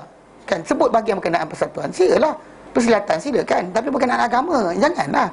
Kan? Pasal benda-benda macam ni kita kata merosakkan orang ramai. Pasal dia kata boleh cakap yang tu. Kalau contohnya dia kata apa? Dia kata kalau sekiranya kita kalau itu dia kata, ustaz baca Quran macam Nabi ke? Saya kata dengan dia lah. Mana baca macam Nabi? Saya kata macam Nabi maksud dia apa? Nabi mana baca pakai mushaf? Kita baca pakai mushaf, dia kata. Saya pun jawab balik, saya kata dalam Sahih Muslim, Nabi SAW menyatakan, la taktubu anni, jangan tulis daripada aku. Don't ever write from me. Wa man kataba anni ghairul Quran. Whoever wrote from me other than Al-Quran, falyamhuh, padamkan. Mean that tulisan dengan Al-Quran pegang. Dan saya kata memang mana para sahabat biasa baca. Hujah adik lain. Umar ketika masuk Islam, kira apa? Dia baca, kan dia lempang adik ipar, dia lempang adik dia. Kemudian adik dia kan sorok lembaran dia kan. Kemudian Umar minta, adik dia kata mandi dulu. Dia mandi, datang balik, lepas tu masuk Islam. Tu ada nama Nabi dahulu, Nabi izinkan. Nabi tak buat, Nabi izin para sahabat buat. Iyalah, ada hilang hujah. Tak boleh nak hujah dah. Saya kata masalah tu diorang ni. Rupanya ada yang baru. Saya kan dulu kes kereta je. Kalau tak nak ikut sunnah sangat, naiklah unta. Mana ada kata naiklah unta? Nabi tak pernah kata naik unta. Kita ikuti Nabi dalam masalah akidah, ibadah dan akhlak, ataupun amalan khas. Tapi dalam ini perkara yang dikatakan agama, berkenaan masalah cara pakaian kita, bentuk apa, selagi menutup aurat, pakailah. Kan jam, nak pakai jam jenis apa? Casio ke? Mana Islamik? Casio ke? Citizen ke? Mana ada? Semua buatan Jepun, pakailah. Buatan Jepun ke, buatan Korea ke, pakailah. Kan? Jadi tak timbul tajuk Islamik kat situ. Tak ada masuk keagamaan kat situ. Jangan campurkan. Dulu orang pakai kes tu, yang orang yang suka berbidah ni, suka pakai tajuk apa? Kalau tak ni, naik tosalah naik unta. Naiklah tosalah naik kereta, naik unta. Nabi mana pernah kata naiklah unta? Bagi saya satu hadis Nabi kata, naiklah unta yang warna sekian atau jenis sekian. pun tak ada, Ustaz. Dhaif bukan dhaif, dhaif pun tak ada. Maudhu' pun tak ada. Maudhu'at pun tak ada. So itu urusan ehwal dunia kita. Nak sampai ke masjid, cara kita sampai ke masjid mesti. Tapi kenderaan kita, nak jalan kaki ke, nak guling-guling, golek-golek ke? Kenapa tu golek-golek? Kan? Nak sampai ke masjid. Silakan. Kan belajar gimnastik kan, jadi somersault kan. Kotak. Buat. Tak ada hal. Janji sampai ke masjid. Kenapa buat macam tu? Sebab saya suka. Ada suka, tak ada masalah. Masa Nabi tak pernah limitkan cara sampai tadi macam mana. Faham tak? Jadi konsep dia sekarang ni masalah. Masyarakat kita selaru sikit konsep ni. Jadi kita kata macam masalah jihad tadi. Balik pada jihad tadi. Kita kata benda-benda ni kita dikurangkan. Untuk wanita tak dibenarkan, tak diberikan benda tadi, tak payah. Tak payah. So konsep tu itu adalah benda-benda yang digugurkan pada wanita. Tak perlulah wanita-wanita sibuk nak pergi jihad dan sebagainya. Dan orang-orang yang kita kata yang ada masalah kelemahan dan sebagainya, maka dibenarkan mereka tidak hadir dalam jihad tadi. Yang syarat mereka inilah ada dalam diri mereka ni perasaan untuk tidak rasa panggil niat jahat. Saja cari guna alasan tak nak pergi. Tak. Dia nak pergi tapi kerana sekatan berlaku maka dia tak pergi. Itu kena faham Baik. Masalah ketiga. Perkara-perkara yang menggugurkan jihad. Apakah perkara yang menggugurkan jihad, menjadikan orang tak wajib pergi jihad? Hunaka azar. Tak ada dalam buku, tak ada. Dia terpaksa pindah buku lain. Kalau buku tu dia terus lompat, lepas itu terus masuk pada ni. Dan saya terpaksa tambah daripada tajuk lain. Okey. Hunaka azarun. Di sana ada terdapat keuzuran atau alasan-alasan yang menggugurkan daripada pemiliknya an sahibiha al-jihad. Idza kana fardu ainin atau fardu kifayatin. Tak kira benda tu fardu ain ke fardu kifayah, automatik gugur. Tak kira mana satu pun. Wahia, dan dia adalah satu dan dua, al-junun was-siba. Al-junun kegilaan, was-siba nombor dua kekanak-kanak, kebudak-budakan, budak-budak lah. Budak apa orang yang gila dan juga orang budak. Dikaulihi sallallahu alaihi wasallam, kerana sabda baginda sallallahu alaihi wasallam, rufi'al qalamu an thalathatin. Diangkat pena daripada 3 golongan. Anil majnuni hatta yafiq, daripada orang gila sehingga dia sedar. Wa anin naimi hatta yastayqiz, daripada orang tidur sehingga dia jaga. Wa anis sabi hatta yahtalim, daripada kanak-kanak sehingga dia bermimpi. Itu dari Abu Daud 4401, Nasai hadis nombor 6/156. 6/156. Okey, jadi hadis berkenaan memang kita kata tak digugur automatik. Tak kira fardu ain, fardu kifayah ke, automatik gugur. Katalah ketika musuh masuk sekalipun, maka orang ni tak diwajibkan. Mungkin ketika musuh masuk ni, kanak-kanak dan orang gila ni tak diwajibkan. Kan tu orang gila pergi, kita ikam kawan sendiri tak pasal-pasal. Kan? Dia ada kad merah kan. Kad apa dia kata? Kad gila Kalau dia bunuh orang tak salah. Salah juga. Ada banyak orang kata tentera. Tak tahulah, kesian. Polis pun ada juga. Kan orang biasa pun ada kan. Kesian tu. Baik, itu nombor 1 dan 2. Ketiga, al-unusah, keperempuanan. Mana maksud dia bukan dia lembut perempuan, maksud dia perempuan. Okay, maksud dia adalah wanita. Fala yajibul jihadu alan unsa, maka tak wajib jihad ke atas golongan wanita. Waqad sabaqa dzikruhu, dan telah berlalu penyebutan dia tadi. Dan perenggan awal tu kita baca dah. Kita sebut dah wanita tak wajib jihad. Dan hadis Aisyah radhiyallahu anha, yang Aisyah tanya Rasulullah dan Rasulullah jawab, untuk kamu ada jihad yang tak ada peperangan dalamnya, tak ada pembunuhan dalamnya, itu apa? Haji dan umrah. Haji dan umrah ataupun haji mabrur. Okey. Keempat. Itu ketiga. Keempat, ar-riqu, perhambaan. Lima rawa Abu Hurairah, kerana apa yang dikatakan oleh Abu Hurairah, qala, beliau berkata, qala Rasulullah dalam sabda Rasulullah sallallahu, lil abdil mamluki as-salihi ajran, untuk seorang hamba yang dimiliki, yang hamba memiliki ni yang soleh, ada 2 pahala. Untuk seorang hamba yang dimiliki, yang soleh, ada 2 pahala. Maksudnya dia hamba bawah tawanan, tapi dia soleh, dia dapat 2 pahala. Maksudnya sekali dia buat apa benda pekerjaan, dapat 2 pahala. Anything dia buat, dia 2 pahala. Dan Nabi sebut apa? Walladhi nafsi biyadih, demi Tuhan yang nyawaku di tangannya, laulal jihad fi sabilillah, kalau bukan kerana jihad fi sabilillah, wal hajj, dan juga haji, wa birru ummi, dan buat baik pada ibuku. Dan para ulama bahaskan tajuk ni, ada kata ibu maksud buat baik pada ibuku untuk panduan umatnya, kerana Nabi SAW ketika itu mak dia tak ada pun, dan bahkan nak doa untuk mak dia pun tak boleh. Okey, ataupun dalam konteks lain ada kata untuk buat baik pada mak susu dia. Halimatus Sa'diyah yang sempat masuk Islam. Jadi kalaulah bukan kerana jihad fisabilillah, bukan kerana haji, bukan kerana buat baik untuk kepada ibu bapa, la ahbabtu an amuta wa ana mamluk. Nescaya aku akan lebih suka, aku benar-benar suka kalau aku mati dalam keadaan aku ni dimiliki, mana jadi hamba yang dan tawanan. Hadis ni riwayat Bukhari, hadis nombor 2548. 2548. Tapi ada yang mengatakan demi wallazi nafsi biyadihi tu. Itu dikatakan mudraj. Kata-kata Abu Hurairah, bukan kata-kata Nabi. Tapi anyway, lafaz hadis ni, hadis Bukhari ni, maksud dia kalau bukan kerana jihad fisabilillah, maksud dia besarnya. Untuk hamba ni dapat pahala 2 kali ganda. Tapi kalau bukan kerana jihad fisabilillah, bukan kerana buat baik pada bukan kerana haji, bukan kerana buat baik pada ibu, mana nak menjaga mak bapak, nescaya Nabi kata aku lebih suka untuk mati sebagai seorang yang hamba. Mana masa dia tak, kan kita kata kalau hamba ni dia tak ada taklif yang banyak. Tapi namun begitu kerana apa? Jihad itu lebih apa? Besar. Tapi di sini juga kerana apa? Maksudnya kerana apa? Kerana hamba tu tak wajib ke atas dia jihad. Pasal dia dimiliki oleh tuan dia tak izinkan dia keluar, tak boleh keluar. Hatta ini yang kita kata kisah macam mana Salman Al-Farisi, walaupun dia ni Muslim, tuan dia Yahudi, Nabi tak suruh pun Salman tikam tuan dia tengah malam. Tak, ini Islam hormati. Ini perjanjian atau sekian, walaupun dengan orang kafir sekalipun. Nabi biarkan dia. Bahkan dia tak hadir perang Badar, perang Uhud. Sebab apa? Sebab dia masih jadi hamba. Dalam perang Ahzab dia dapat bebas kepada tuan dia kata tanam pokok sekian banyak, dan Nabi tolong tanam pokok berkenaan, para sahabat tolong bawa pokok berkenaan, Nabi tanam semua pokok tersebut, hidup, dan ada emas sebanyak mana diminta, dibayar, baru dia dibebaskan. So lepas tu Salman Al-Farisi dibebaskan.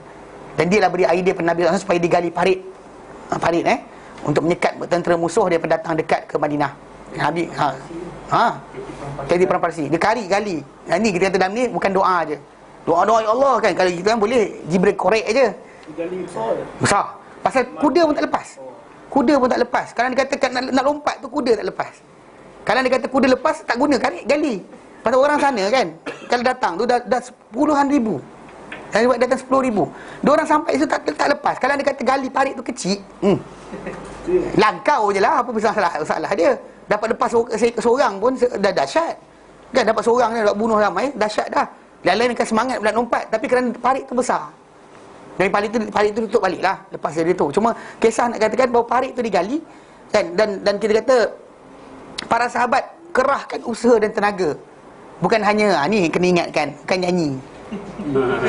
Nyanyi tak cukup. Kalau cakap nyanyi tak cukup, anda kena buat kerja. Kan contoh macam katakan orang perlukan bantuan, pergi turun, bukannya nyanyi. Doa untuk Malaysia, kononnya untuk selamat dan sebagainya. Bukan macam tu cara dia. Islam tak ajar menyanyi. Suruh turun. Para sahabat turun. Para sahabat letih penat. Kalau ikutkan logik, nak minta doa saja.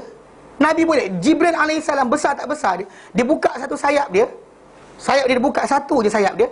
Gelap timur ke barat. Bayangkan besar mana Jibril.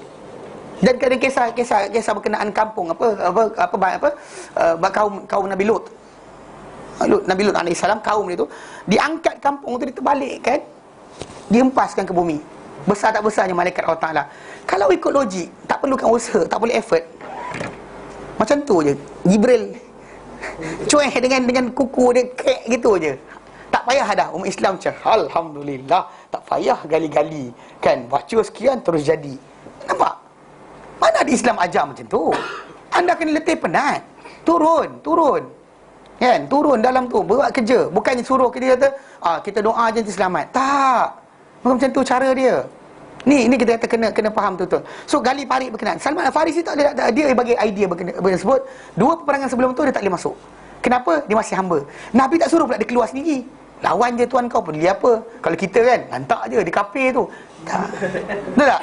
Tapi Nabi tak ajar macam tu. Bila Nabi tak ajar, di sini kita kata tak boleh datang idea sendiri. Even though dia dalam keadaan perhambaan yang dengan Yahudi yang musuhi Nabi pula tu. Tuan dia musuh Nabi. Bahkan Salman Al-Farisi ceritakan ketika mana tuan dia dengar tentang Nabi datang ke Madinah kan.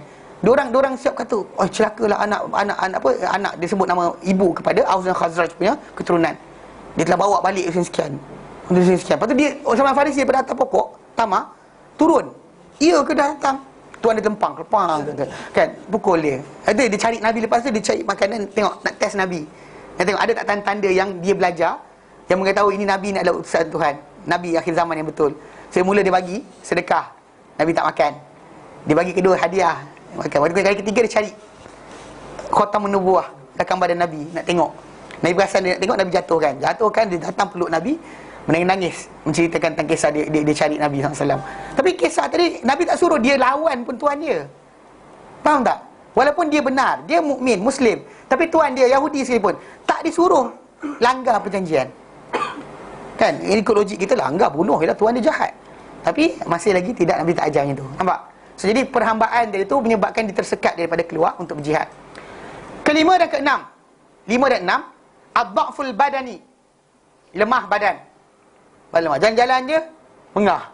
Kan? Itulah masalah. Ustaz buncit makan banyak ni masalah. Kan jihad tak tahu dan tidak kan. Jalan 3-4 langkah. Kan? Naik langgar yayasan pun dah mengah. Bukan saya, orang lain. Okey. Jadi ini masalah dia. Lemah badan. Juga wal ajsul mali, dan juga apa? Kelemahan atau kedhaifan, kedhaif badan ataupun lemah segi harta. Tak ada duit. Wal marad, dan juga apa? Penyakit. Wa adalu salamati ba'dil a'dha, dan tak ada selamatnya apa? Sebahagian daripada anggota tubuh dia. Seperti bakal ama, seperti buta. Wal araj, dan timpang yang teruk sangat. Yang payah kalau dia kata tentera tengah lari tu, dia tergolek tepi-tepi tu, tak boleh. Waqad sabaqa zikruha, dan telah kita sebut dalam ayat tadi, yang ada ayat akhir surah ayat At-Taubah, ayat mana Allah Taala nyatakan tak mengapa. Al-Fathu, tak salah kata mereka ni tak pergi perang. Okey, 5 dan 6. Yang ketujuh, adamu iznil wa abawain ahaduhuma, tidak mengizinkan dua ibu bapa atau salah seorang. Dua bapa tak izinkan atau salah seorang. Ini kalau sekiranya idza kana jihad tatawuan, jihad yang apa, sukarela. Maksud dia bukan jihad fardu ain. Fardu ain musuh masuk, kita boleh keluar tanpa izin mak bapak. Tapi jihad yang ini, yang kita kata secara sukarela, kat sini maka tak boleh keluar kecuali dengan izin ibu bapa. Minta izin mak bapak dahulu. Okey. Kenapa? Li hadis Ibnu Amr, Abdullah bin Amr radhiyallahu anhuma, qala, beliau berkata, jaa rajulun ilan nabiyyi sallallahu alaihi wasallam, telah datang seorang lelaki kepada Nabi SAW, fasta'dzanahu fil jihad, lalu dia telah minta izin Nabi kepada jihad, untuk berjihad. Faqala, lalu baginda bersabda, ahayyun walidak, adakah masih hidup dua bapa engkau? Qala na'am, dia kata ya. Nabi kata ahayyun, adakah hidup lagi dua ibu bapa engkau? Qala na'am, dia kata ya. Qala, Nabi kata, baginda bersabda, fa fihima fajahid, maka pada mereka berdua lah kamu kena berjihad. Maka kat sini fabirul walidain fardu ain, kerana birrul walidain, buat baik pada dua ibu bapa, adalah apa? Fardu ain. Wal jihad kat sini pada kedudukan dia ketika itu adalah fardu kifayah fi hadil halah. Maka di fayuqaddamu fardul ain, maka dahulukan fardu ain dahulu. Itu apa? Jaga mak bapak. Ini kadang-kadang ada orang tu nak pergi belajar menuntut ilmu untuk jadi wali, tapi apa? Mak bapak dekat rumah. Saya kata kalau nak jadi wali, balik jaga mak bapak. Kalau betul kan? Jaga mak bapak lagi baik. Dia nak pergi jauh tu, pergi sampai ke Yaman. Nak jadi wali. Nak jadi wali ni, saya kata ni soalan, saya kata jadi wali. Saya kata Uwais Al-Qarni jaga mak dia. Dia jaga mak dia yang buta. Jadi kasih Allah Ta'ala dengan sebab jaga mak je. Jadi ada kata ada mak lagi balik. Lepas tu saya terkeluar lah. Tapi Syekh, sijil penting juga. Jadi saya kata dunia lah. Mula kata nak kan syurga Allah Ta'ala, nak jadi wali dan sebagainya. Tiba-tiba sebut je benda, kita kata suruh balik jaga mak kat rumah. Syekh, sijil penting juga. Saya tengok muka, dia kata ini dunia dia kata. Itu yang tak bagi tahu. Apa pesan jangan sembang saya. Salah ada gatal sembang saya suruh. Okey. Jadi faidah, tapi kalau faidah ta'ayyan al-jihad, tapi kalau sekiranya jadi fardu ain jihad ketika tu, musuh masuk atau dia ni punya kepakaran diperlukan atau dia diperintahkan oleh kerajaan dan sebagainya, falaysa lahum man'uhu, maka kerajaan tak boleh sekat dia dah. Wala idzna lahum, dan tak perlu izin, tak ada izin untuk mereka berdua dah. Mereka berdua tak memiliki izin untuk menyekat dia daripada keluar. Itu kalau sekiranya dah jadi fardu ain kat atas dia. Tapi dalam pandangan fardu kifayah, didahulukan menjaga mak bapak lagi kat atas dia. Ke-8, di antara perkara yang menjatuhkan jihad, tak bolehkan orang tu kena pergi jihad adalah apa? Ad-dain, hutang. Alladzi la yajidu lahu wafaan, yang orang tak dapat sebarang bentuk untuk membalas atau menunaikan hutang tadi. Kalau idza lam ya'zan sahibuh, kalau pemilik hutang tadi tu, pemilik hutang tu yang beri hutang pada dia tu tak izinkan, kau jangan lari. Kau mati ni kan siapa nak bayar hutang kau? Contohnya cakap yang tu. So, jadi orang tadi tak boleh pergi jihad. Jadi sekarang hutang bank tu macam mana Ustaz? Bank, hutang bank kan ada insurans. Oh, abang ini bank negara dah batal, tolong jaga dah bank-bank konvensional ni. Tak ada apa. Even banjir pun diorang dapat. Kalau istihad darurat, yang sebenarnya rugi adalah syarikat korporat, bukannya orang perseorangan. Orang perseorangan, orang kampung mana ada insurans rumah banjir. Syarikat-syarikat ada lah. Semua tak tahu cerita dia. Saya mula-mula cakap, iya ke? Ya. Orang, mana ada orang ambil? Siapa ambil insurans banjir? Angkat tangan. Mana ada? Kan? So, jadi benda tadi kalau istilah jihad, jihad lah, istilah darurat sebenarnya bukan masalah tu. Yang akan rugi tadi adalah apa? Syarikat-syarikat besar. Orang perseorangan tak ada benda sebenarnya. Maksudnya tempat lain dah. Dia kata orang marah lah nanti. Okey. Pasal memang kata, jadi pasal bank tadi dia ada dah. Abang mati, bank dah ada letak dah. Kalau abang hutang rumah, MRTA, kat kredit abang ada insurans atas nama abang. Semua sekali. Abang mati je, bukan semua mati. Abang mati je, automatik bank tu dah ada dah. Dia dah letak insurans atas nama abang. Ada percentage letakkan dalam kad kredit, dalam hutang biasa semua dah ada lah. Yang takut tak ada benda. So bila dah ada kat situ, nak pening kepala apa? Kan hutang bank dulu, tak boleh pergi pun hutang bank. Apa hal pula dah ada dah MRTA, MLTA tu benda je. Okey. Aku ngajarlah orang tinggalkan hutang. Okey. Okey. Itu dan dia kata dan dalam masa ni idza kana jihad tatawuan. Kalau jihad tu tatawuk je. Yang bentuk apa? Bentuk sukarela. Kerana apa? Liqaulihi sallallahu alaihi wasallam, sabda baginda sallallahu alaihi wasallam, al-qatlu fi sabilillah. Pemperangan pembunuhan, terbunuh di jalan Allah Taala, yukaffiru kulla syai'in. Dia akan menghapuskan semua dosa illa dain, kecuali hutang. Ini hadis yang diriwayatkan oleh Muslim, hadis nombor 1886. 1886 Muslim 1886. Mana al-qatlu fi sabilillah, terbunuh di jalan Allah Taala tu menghapuskan semua dosa kecuali hutang. Tapi fa idza ta'ayyana al-jihad, tapi jihad bagi fardhu ain, musuh masuk tak perlu dah minta izin lah. Ketika waktu berkenaan kita kata kena keluar, fala izna li gharimihi, maka tak ada izin dimiliki oleh apa? Pemilik hutang dia. Hutang dia tak ada sekat. Pada jihad ketika tu adalah fardhu ain, atau kerajaan minta dia keluar, ataupun ketika tu musuh masuk negara Islam, ataupun kita kata dia ni punya kepakaran, dia je boleh apa taktikal yang ada dia seorang je reti, dan mesti walaupun tak dibenarkan oleh pemilik hutang dia ketika fardhu ain. Okey. Yang ke-9, gugur jihadnya juga al-alimu, ke atas orang yang alim, alladzi la yujad ghairuhu fil balad, yang tak ditemui selainnya di negeri berkenaan. Ini ustaz sekarang ni banyak ganti. Ayah saya gitu, saya ni terlibat ni tak ada. Zaman kita sekarang ni ustaz ni bersepah boleh ganti. Seorang hilang 10 datang. Cuma masalah nak belajar, nak mengajar tu tak nak aje. Sepah kalau kena Ramadan kan banyak gila ustaz turun KL. Okey. Jadi orang yang alim yang tak ada orang seumpama je, tak ada orang selain dia dalam negara berkenaan yang alim, maka tak ada digugur daripada jihad. Li'annahu, kerana sungguhnya lau qutila, kalau dia dibunuh, laftaqarran nas ilaih, manusia akan perlukan kepada dia, tak dapat lagi ganti dia. Idh la yumkinu ahadun an yahulla mahallahu, kerana tak boleh untuk orang lain menggantikan tempat dia. Ini mana ada mana ada manusia yang indisposable kat zaman kita sekarang ni. Mufti pun boleh buang, ganti baru sekian, tak ada benda. Okey. Fa idza kana la yujad man huwa afqahu minhu, maka sekiranya tidak didapati sesiapa yang lebih faqih, lebih faham agama berbanding dia, yasqutu anhul khuruj lil jihad, maka gugur daripadanya untuk keluar dalam ada jihad, nazaran li hajatin muslimin lahu, memandangkan kepada keperluan umat Islam kepadanya.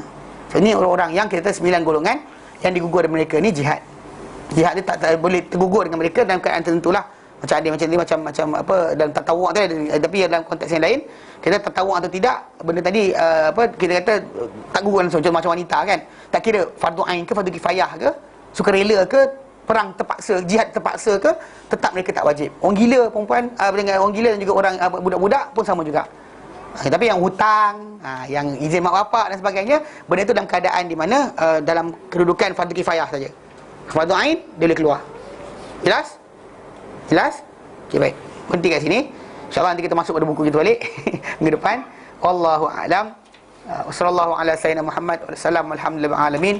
Subhanallah insyaallah anta astaghfiruka wa atubu ilaik. Assalamualaikum warahmatullahi taala wabarakatuh. Kalau darurat, okey dia punya ni. Macam mana? Kalau istilah darurat, maka semua expenses kena dikerahkan untuk alihkan semua orang daripada tempat berkenaan tempat lain. Kena wajib. Maksud dia tak ada macam oh kesian. Tak, dia kena turun ambil orang bawa keluar daripada hospital, pindah hospital lain, daripada sekolah bawa keluar. Kena bawa keluar. Bawa keluar semua. Tak boleh hantar makanan je, bawa keluar semua. Dia tanggung semua. Dan juga kena ambil semua orang bawa keluar. Tak boleh tinggal kat situ. Memang kita pernah darurat lah. Kelantan pernah darurat tu. Ni bahkan dalam zaman komunis pernah darurat ada. So, jadi konteks darurat ni boleh berjalan. Dia boleh jalan tadi memang kita kata semua sekali. Laluan, makan makanan tu cukup, kerajaan kena hantar. Macam tadi kan. Bukannya maksud dia sepatutnya yang ketika kat sekolah tu, kalau dia kata darurat, 50 bot akan datang penuh. Kutip orang keluar terus. Fokus lah dia. Dia kena fokus. Dia all fokus. Dia tak boleh macam sekarang ni macam pusing kan. Semua orang buat masih sendiri-sendiri kan. Ada lain. Itu kalau darurat. Cuma ini asas. Maksudnya saya pun mula saya macam betul juga. Dapat insurans. Betul ada orang kata dengan saya, apa hal pula yang untung bukannya tentang insurans tadi bukannya orang awam. Tak darurat negeri lead Ustaz. Ya, tapi masalah lead nanti negeri pelumpur. Menteri besar apa sangkut? Tak boleh keluar rumah. Apa ceritanya? Kalau darurat, dia akan lead. Tahu. Akan lead semua sekali. Boleh semua sekali. Okay, baik. Wallahu a'lam.